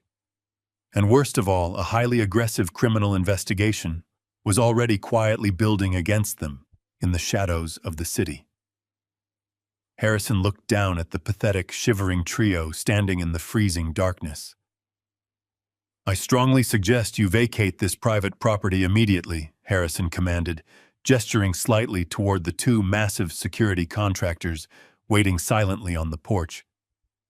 "If you remain on this driveway for another 60 seconds, these gentlemen are under strict, uncompromising orders to physically detain you and summon the local authorities for criminal trespassing. I do not care where you go, but you can no longer exist here." Cynthia tried to speak, her mouth opening and closing like a suffocated fish, but absolutely no words came out. Brandon dropped the termination letter onto the frozen concrete, his shoulders slumping in total, absolute defeat. They slowly turned around, pulling their thin, useless resort clothing tightly around their shaking bodies, and began the long, humiliating walk down the dark, freezing suburban street. Stuck out in the incredibly bitter cold, with no money, no hotel, no company, and absolutely no wealthy friends willing to cross my path, they had to somehow find a way to survive the night. They had played a dangerous game of greed, and they had definitively lost everything. The silence of the night swallowed them whole. The silence of the freezing suburban night was finally broken by a sound I had never expected to actually hear. Cynthia, a woman whose entire existence was meticulously built upon a foundation of absolute unyielding arrogance, was now completely shattered. Her perfectly curated facade simply dissolved into the biting wind. Her knees buckled beneath her incredibly thin, expensive silk dress, and she collapsed violently onto the hard, frozen concrete driveway. The sheer physical impact of her sudden fall echoed clearly through the high-definition security microphones, but she did not even seem to visually register the intense, agonizing physical pain. She threw her trembling hands forward, grabbing frantically at the hem of Harrison Cole's heavy, incredibly expensive wool winter overcoat. Tears streamed uncontrollably down her impeccably contoured face, completely ruining her dark makeup and leaving tragic streaks across her cheeks. She began to beg me. It was a completely pathetic, breathless stream of absolute desperation pouring from her trembling lips. She pleaded with my attorney to immediately stop this madness, aggressively claiming that this entire ordeal was nothing more than a catastrophic, horrible misunderstanding that could be resolved very quickly. She sobbed that she loved me, that she had always truly loved me, and that her hasty trip to Maui was merely a misguided, desperate attempt to effectively cope with the overwhelming, paralyzing grief of my impending sudden medical demise. She practically swore that if I just gave her one single chance to explain, she could magically make everything right. Harrison did not take a single step backward, nor did he attempt to pull his expensive coat away from her incredibly desperate, clawing grip as she wept on the ground. He simply stood there, an immovable monument of professional apathy, staring down at her with a look of clinical detachment. He allowed her to completely exhaust her freezing lungs, waiting patiently as her hysterical sobs slowly reduced to wheezing gasps. Behind her, Brandon remained entirely frozen in his rigid place. The once arrogant, high-powered corporate executive was now nothing more than a terrified, shivering boy standing in the wind. He offered his weeping mother absolutely no physical assistance whatsoever. He did not reach down to help her stand up. He simply stared blankly at the massive locked wooden doors of the $5 million mansion he previously thought he rightfully owned. Tiffany was huddled tightly against one of the massive stone pillars, weeping silently into her frozen, trembling hands, completely shattered by the instant evaporation of her luxurious lifestyle. They were a vivid portrait of utter comprehensive failure, entirely stripped of the unearned wealth that had previously shielded them from the brutal, unforgiving consequences of their own treacherous actions. I watched this entire pathetic spectacle unfold from the absolute comfort of my secure, luxurious penthouse loft, miles away in the city. The glowing screen of my heavily encrypted laptop displayed a crystal-clear, high-resolution feed from the advanced security cameras I had personally installed around the suburban perimeter. The cameras captured every single agonizing detail of their humiliation.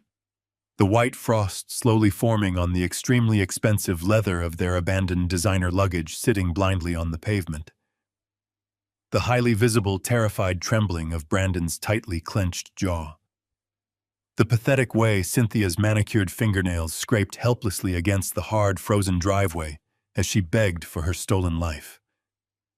I sat deeply in my plush leather armchair, completely wrapped in a thick, warm blanket, holding a steaming ceramic mug of bitter black coffee.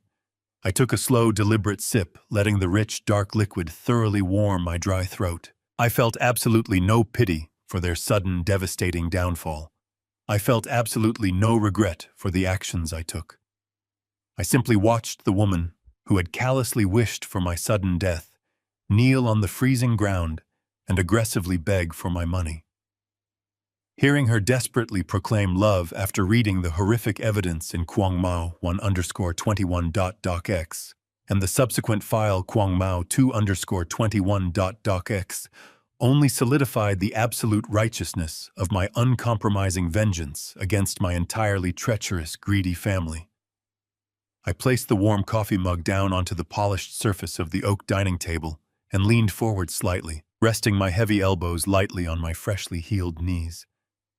I slowly reached out and pressed my index finger firmly against the digital intercom button on the security application interface. A small, bright green light illuminated on my laptop screen, clearly indicating that the two-way audio connection to the massive, hidden outdoor porch speakers was now fully active and broadcasting live. The loud, sudden crackle of sharp electronic static cut violently through the freezing suburban air, causing Cynthia to instantly freeze in absolute terror.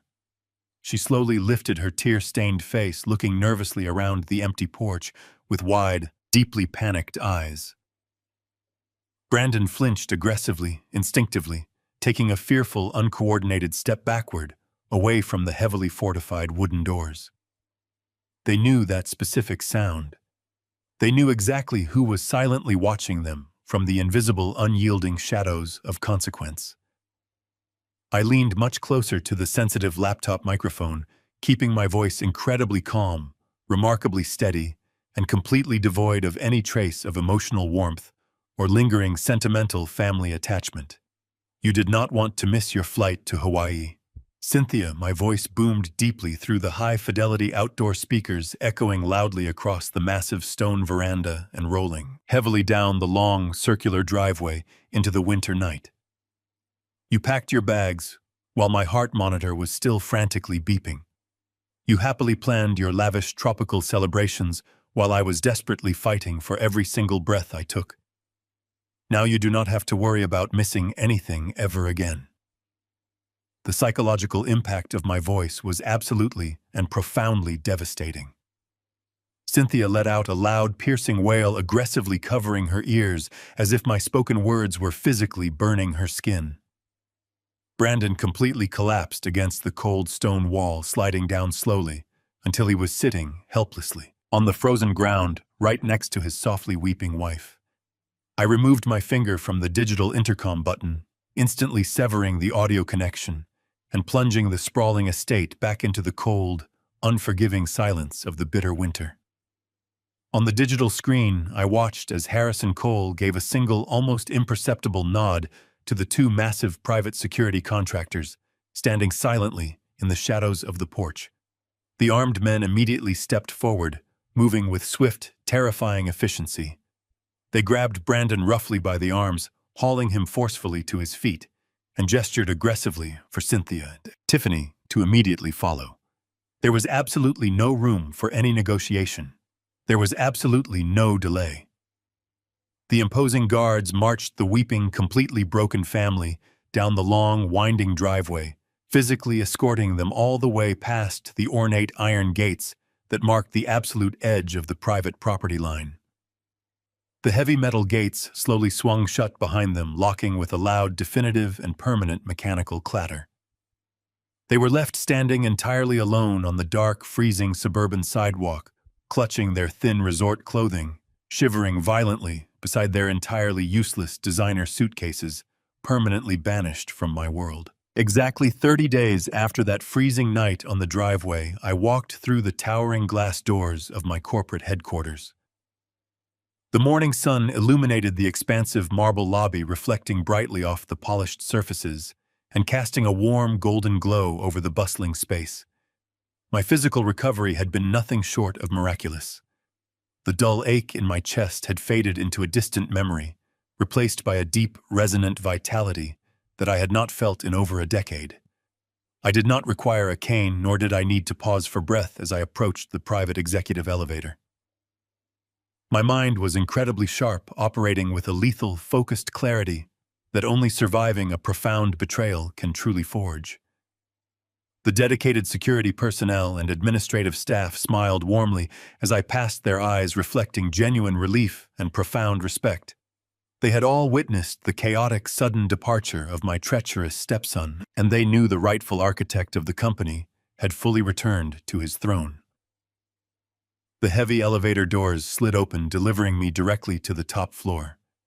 I walked down the silent, carpeted hallway and stepped into my massive corner office. The panoramic view of the Chicago skyline was absolutely breathtaking, a sprawling testament to the relentless ambition and sheer determination that had built this empire from a freezing concrete garage. I sat down behind my wide mahogany desk, resting my hands firmly on the smooth wood. The air in the room felt remarkably clean, completely purged of the toxic, arrogant energy Brandon had infected it with during my brief medical absence. I took a slow, deep breath, savoring the profound silence of absolute control. I reached over to the secure phone console and pressed the intercom button. I asked my executive assistant to locate Sarah Jenkins and send her to my office immediately. Less than 5 minutes later, the heavy wooden door swung open. Sarah stepped inside carrying her usual stack of financial ledgers and analytical reports. She looked tired but incredibly sharp, her eyes carrying the same unyielding grit that had helped us navigate the treacherous corporate battlefield for years. She sat down in the leather chair opposite my desk, placing her documents on the polished wood. She began to brief me on the latest quarterly projections, rapidly listing off complex data points and international revenue streams. I raised my right hand gently, signaling for her to stop. "I did not call you up here to discuss the quarterly margins, Sarah," I stated calmly, my voice carrying a deep, resonant warmth. "I called you here to discuss the permanent future of this company." I leaned forward, folding my hands together on the desk. When I was lying completely helpless in that intensive care unit surrounded by people who were actively plotting my immediate demise, you were the only person who possessed the courage and the loyalty to stand by my side. You risked your entire professional career to smuggle those documents into my room. You saved my life and you saved the legacy we built together. Sarah lowered her eyes, a rare display of quiet emotion washing over her face.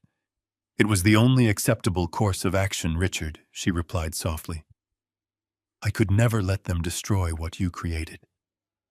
I smiled, a genuine expression of profound gratitude. "I know," I said, "and that is exactly why I am officially terminating your current position as Chief Financial Officer." I slid a heavy embossed leather folder across the desk. "Effective immediately, you are the new Chief Operating Officer of this corporation. You have full executive authority, complete board voting rights, and a significantly expanded equity stake." Sarah stared at the leather folder, completely stunned by the magnitude of the promotion. It was a position she had rightfully earned a dozen times over a position Brandon had shamelessly occupied through nepotism alone. She slowly opened the cover, reading the formal executive decree. I watched the realization settle over her, a beautiful mixture of professional pride and immense relief. "We have a massive amount of work to do, Sarah," I continued, my tone shifting back into a focused, commanding rhythm. "We are going to aggressively expand our logistics network, and I need a truly lethal operational commander to lead the charge." "Are you ready to go to war?" Sarah closed the folder, sitting up perfectly straight. Her eyes locked onto mine, burning with fierce, unstoppable determination. "I am absolutely ready," she declared, her voice steady and powerful. We spent the next 3 hours mapping out a comprehensive, highly aggressive corporate strategy, entirely reshaping the company hierarchy and permanently purging every single useless executive Brandon had foolishly hired during his arrogant tenure. Once she finally departed my office to execute our new directives, I requested another essential meeting. Harrison Cole arrived shortly after lunch, carrying his signature leather briefcase and wearing his usual expression of cold, professional detachment. We had a different kind of restructuring to finalize. I instructed him to completely dissolve my previous last will and testament, systematically erasing every single mention of Cynthia Brandon and Tiffany from the binding legal text. "I refuse to leave a single dollar to pure, unadulterated greed," I explained to my attorney as he quickly drafted the new legal parameters. I directed Harrison to establish a massive, highly structured philanthropic trust. The vast majority of my personal liquid wealth, totaling hundreds of millions of dollars, would be permanently dedicated to funding advanced medical research facilities and comprehensive educational scholarships for underprivileged students across the city. Furthermore, I legally mandated that the remaining substantial corporate equity would be evenly divided among the incredibly loyal, dedicated employees who had faithfully stood by my side during the darkest, most challenging years of my business. The mechanics working in the distribution centers, the software engineers writing code through the night, the administrative staff who kept the machine running. They were my true family, and they would rightfully inherit the massive fruits of our collective, tireless labor. Harrison recorded every instruction with flawless precision, legally fortifying the new documents against any potential future challenges. By the time he packed his briefcase and offered a respectful nod of departure, my legacy was entirely secure, forever shielded from the destructive, grasping hands of entitled parasites. As the late afternoon sun began to dip below the towering city skyscrapers casting long, dramatic shadows across my office, my private cellular phone vibrated softly on the desk. It was a highly encrypted message from Robert Sanchez, the elite private investigator I had retained to quietly monitor the ensuing fallout. I opened the detailed digital report, reading the final definitive chapter of my vengeance. The sheer magnitude of their profound misery was meticulously documented in stark, undeniable facts. Brandon was currently sitting in a small, windowless interrogation room at the federal courthouse.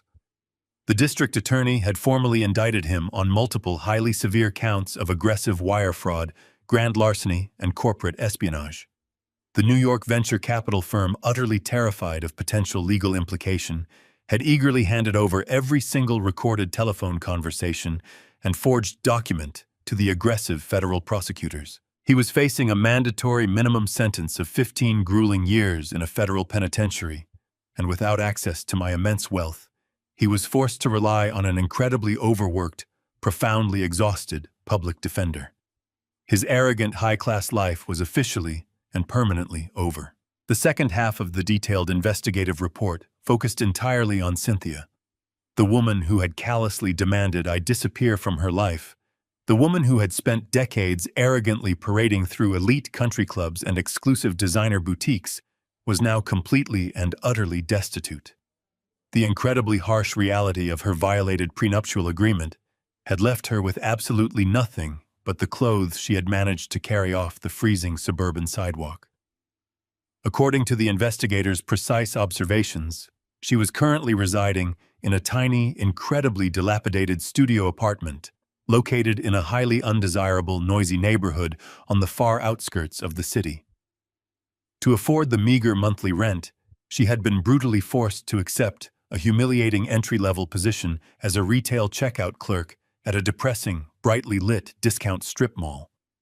The comprehensive report explicitly detailed how she spent her long, agonizing days standing for 8 hours behind a cheap plastic counter, bitterly scanning discounted merchandise for impatient, rude customers while wearing a hideous, oversized polyester uniform. I closed the investigative report and carefully set the phone down on the smooth mahogany wood.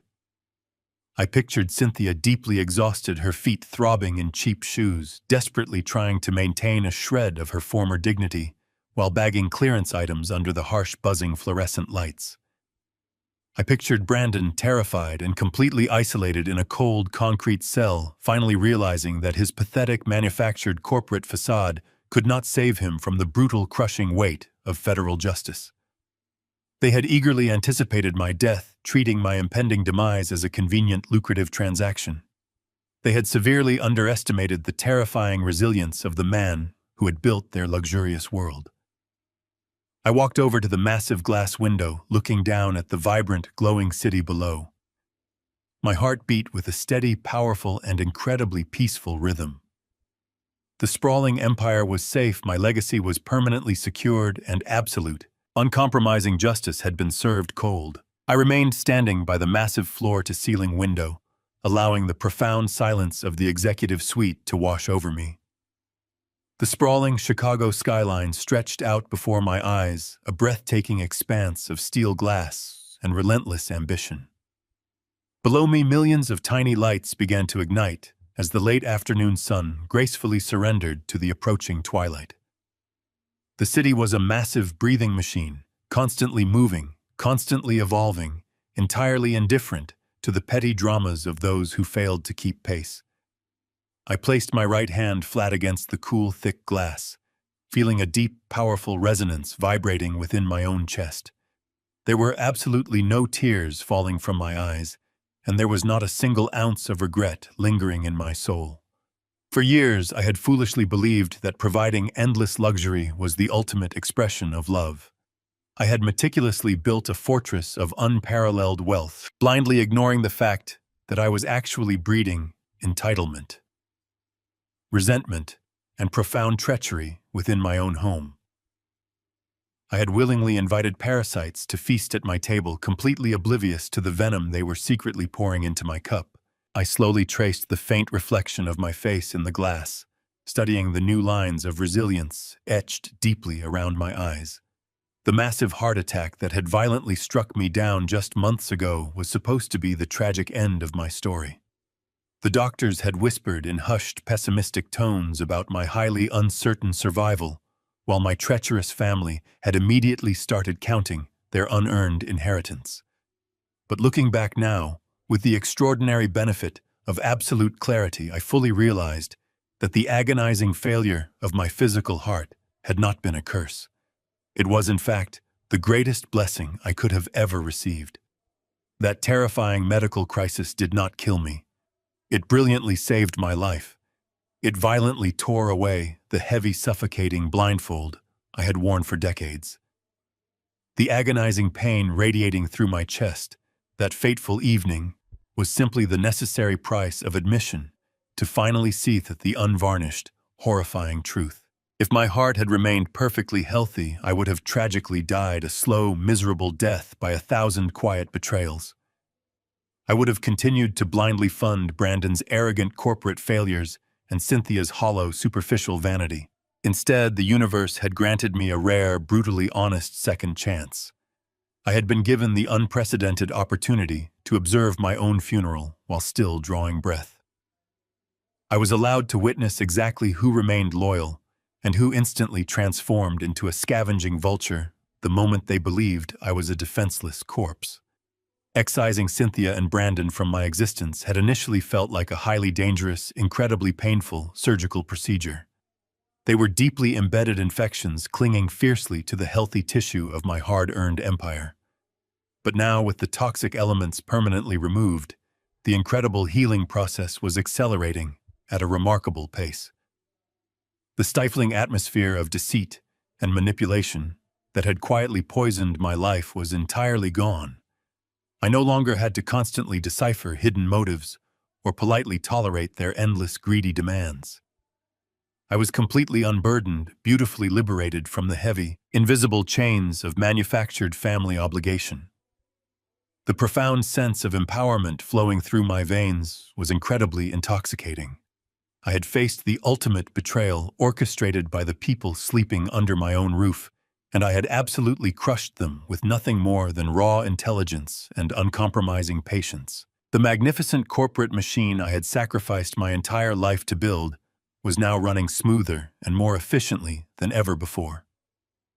With Sarah Jenkins firmly established as the new chief operating officer, the executive suite was finally filled with genuine razor-sharp competence instead of pathetic, unearned arrogance. She was actively transforming my strategic visions into highly profitable realities, guiding the company toward unprecedented international expansion. Furthermore, the massive, highly structured philanthropic trusts I had recently established were already beginning to funnel millions of dollars into groundbreaking medical research and vital community development. My legacy was no longer a stagnant pool of hoarded wealth, waiting to be recklessly squandered by ungrateful heirs. It was a dynamic living force for monumental good. I had successfully redirected the incredible financial power of my lifetime achievements to support the brilliant, dedicated individuals who actually possessed the profound work ethic to make a meaningful difference in the world.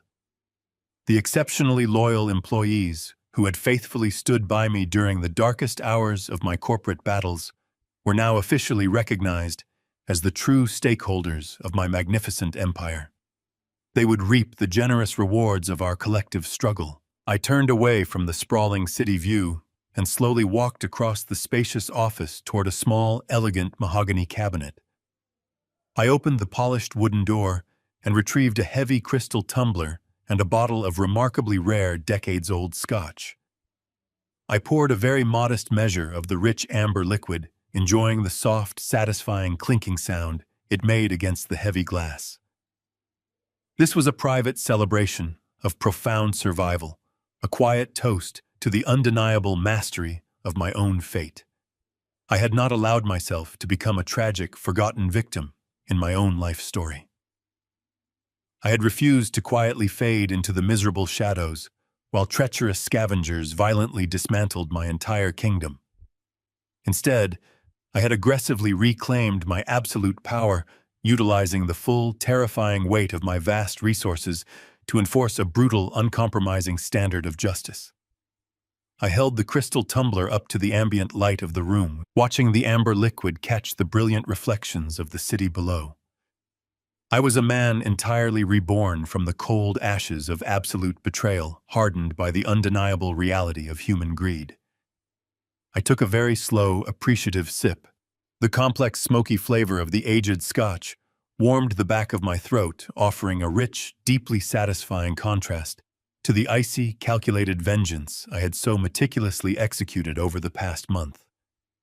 My mind drifted briefly back to the shivering, pathetic figures of my former family, standing helplessly on that freezing suburban sidewalk. I felt a fleeting, almost imperceptible whisper of memory regarding the woman I once thought I loved, but it instantly vanished, completely eradicated by the harsh, brilliant illumination of undeniable truth. They were currently navigating the incredibly grim, punishing reality of their self-inflicted destruction, while I remained firmly entrenched at the absolute pinnacle of my magnificent world. The sprawling metropolis outside my window continued to pulse with vibrant electric energy, completely unaware of the silent, brutal war that had been decisively waged and undeniably won within its towering steel borders. I slowly walked back over to the expansive, crystal-clear glass, resting my hand heavily against the solid window pane one final remarkably peaceful time. The dark, endless sky above Chicago was perfectly clear, beautifully adorned with brilliant shining stars that pierced through the deep, quiet night. I am Richard Vance, the undisputed, unchallenged master of this magnificent corporate empire, and my brand new life, completely free of any toxic shadows, is finally beautifully and absolutely, gloriously mine forevermore. The cool glass of this window remained smooth beneath my palm as I finally turned my back on the sprawling Chicago skyline. The quiet hum of the city faded into the background, completely replaced by the profound tranquility of my isolated penthouse loft. I walked slowly across the wide expanse of the room, my footsteps entirely silent against the thick premium carpets that lined the floor. The heavy burdens that had suffocated my spirit for so many decades were now completely eradicated. I moved with a newly discovered lightness, a physical manifestation of the immense emotional relief coursing through my veins. Every single corner of this massive space felt entirely different now. It no longer represented a fragile sanctuary from a treacherous family, but rather a permanent fortress of solitude and absolute victory. I approached the elegant marble island situated in the center of my modern kitchen.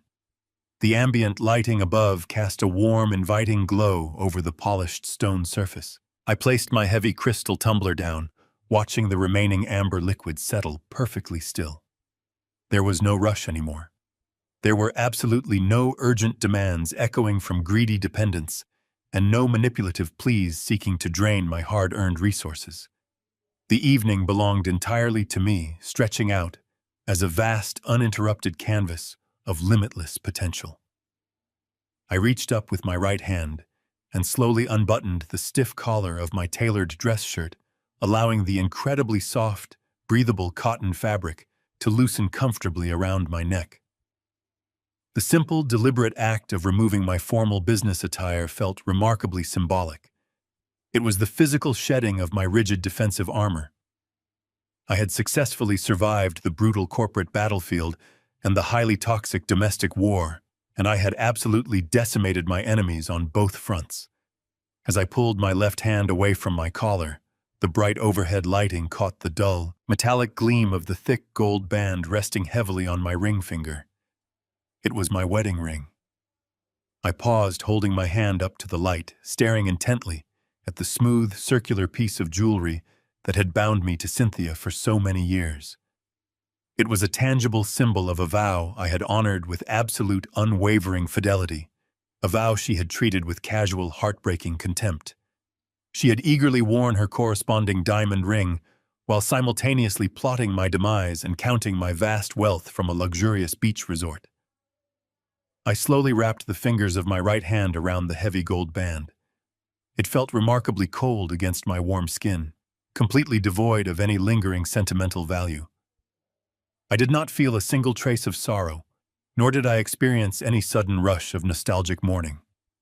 The profound love I had once harbored for that incredibly treacherous woman had been entirely extinguished, permanently snuffed out by the sheer, undeniable magnitude of her calculated cruelty. With a firm, steady motion, I pulled the heavy gold ring completely off my finger. It slid effortlessly over my knuckle, leaving behind a faint, pale indentation on my skin. I stood completely still for a long moment, holding the discarded jewelry tightly in my palm, feeling the satisfying weight of my final, ultimate liberation. I turned slowly and walked over to the stainless steel waste receptacle, discreetly positioned beneath the marble counter. I did not hesitate. I did not offer any silent prayers or poetic farewells. I simply opened my hand and let the heavy gold ring fall directly into the dark, empty bin. The metallic clatter echoed sharply against the quiet walls, a highly definitive, deeply satisfying punctuation mark, ending a miserable chapter of my life. I closed the sleek cabinet door, completely detaching my soul from the toxic, exhausting past.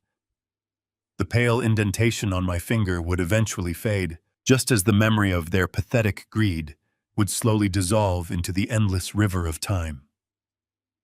I walked back toward the expansive living area, feeling a deep, powerful surge of absolute control settling firmly into my bones. The massive leather armchair awaited me, positioned perfectly to offer an unobstructed view of the vibrant, glowing metropolis outside. I sank comfortably into the incredibly soft cushions, letting my head rest back against the premium leather.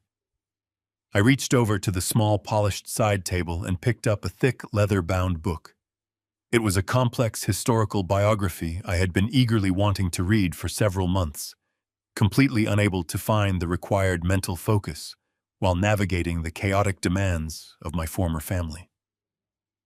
Now my mind was entirely my own. I opened the book, the crisp sound of the turning pages breaking the beautiful, heavy silence of the room. The words on the page were clear, sharp, and deeply engaging. I was no longer an exhausted, dying man desperately trying to secure an unappreciative legacy. I was a remarkably healthy, incredibly wealthy, and absolutely uncompromising force of nature. I had meticulously restructured my sprawling corporate empire to reward the genuinely loyal individuals who actually deserved it. I had permanently legally protected my massive financial assets from those who callously viewed my existence as nothing more than an inconvenient obstacle to their luxurious desires. The air in the penthouse felt incredibly pure, completely washed clean of deception and entitlement. The terrible, suffocating pressure in my chest that had once signaled my impending death was entirely gone, replaced by the steady, powerful rhythm of a completely revitalized heart. The relentless, ambitious machine I had built was currently operating at peak efficiency, generating immense prosperity that would now be utilized to profoundly benefit the greater good.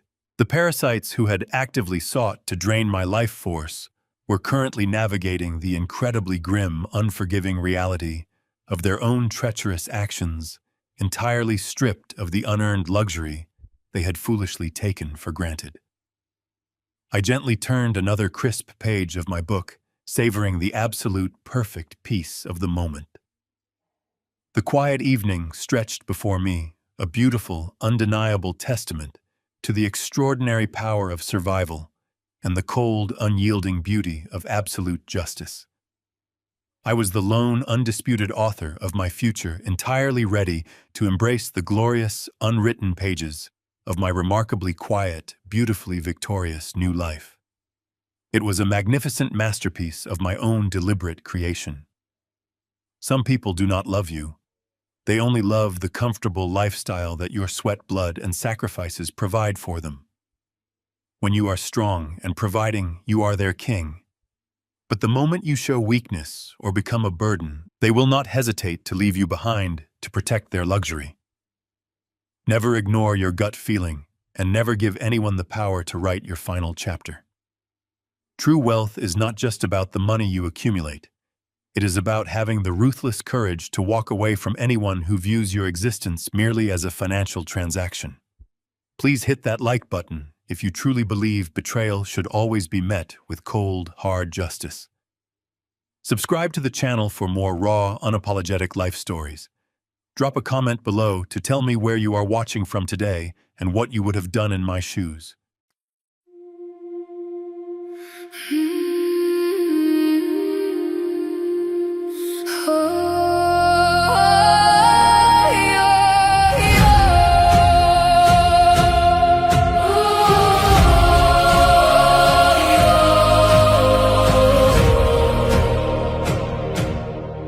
I used to ride upon your shoulders, thinking you could touch the sky. Every road felt less uncertain when I saw the world through your eyes. You were stronger than the mountains, taller than the northern pines. And when the winter winds were coming, you would stand between them and I. Time kept moving like the river, years slipped slowly out to sea. But no matter where life took me, you were always part of me. I am my father's daughter, in every step I take, in every time I choose to stand. When it's easier to break, I carry your courage in my heart, your fire inside my soul.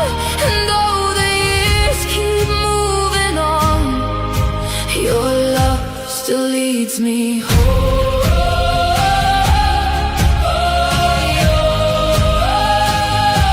You taught me strength is not in power, but in kindness when it's hard. You taught me how to keep on going when the road grows cold and dark.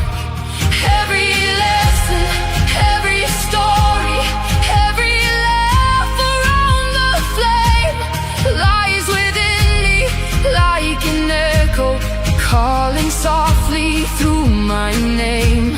And when I face my greatest battles, when I feel I can't go on, I can hear your voice beside me saying, child, you're stronger than you know.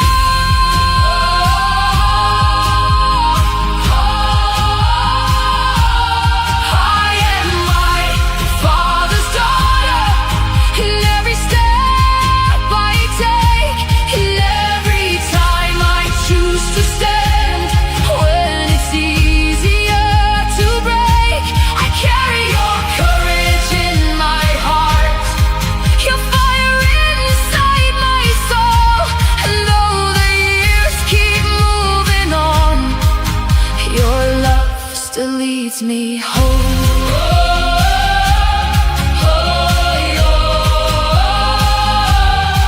One day the snow will cover footprints, one day the fire will burn low. But the things a father gives his daughter are the things that never go. Not the gold or not the stories, not the battles that he won, but the quiet way he loved her and the woman she becomes. I am my father's daughter, and I always will remain. Through every triumph, every loss, through every joy and every pain, the world may change around me, the stars may fade above, but I will always carry with me my father's endless love. Ooh.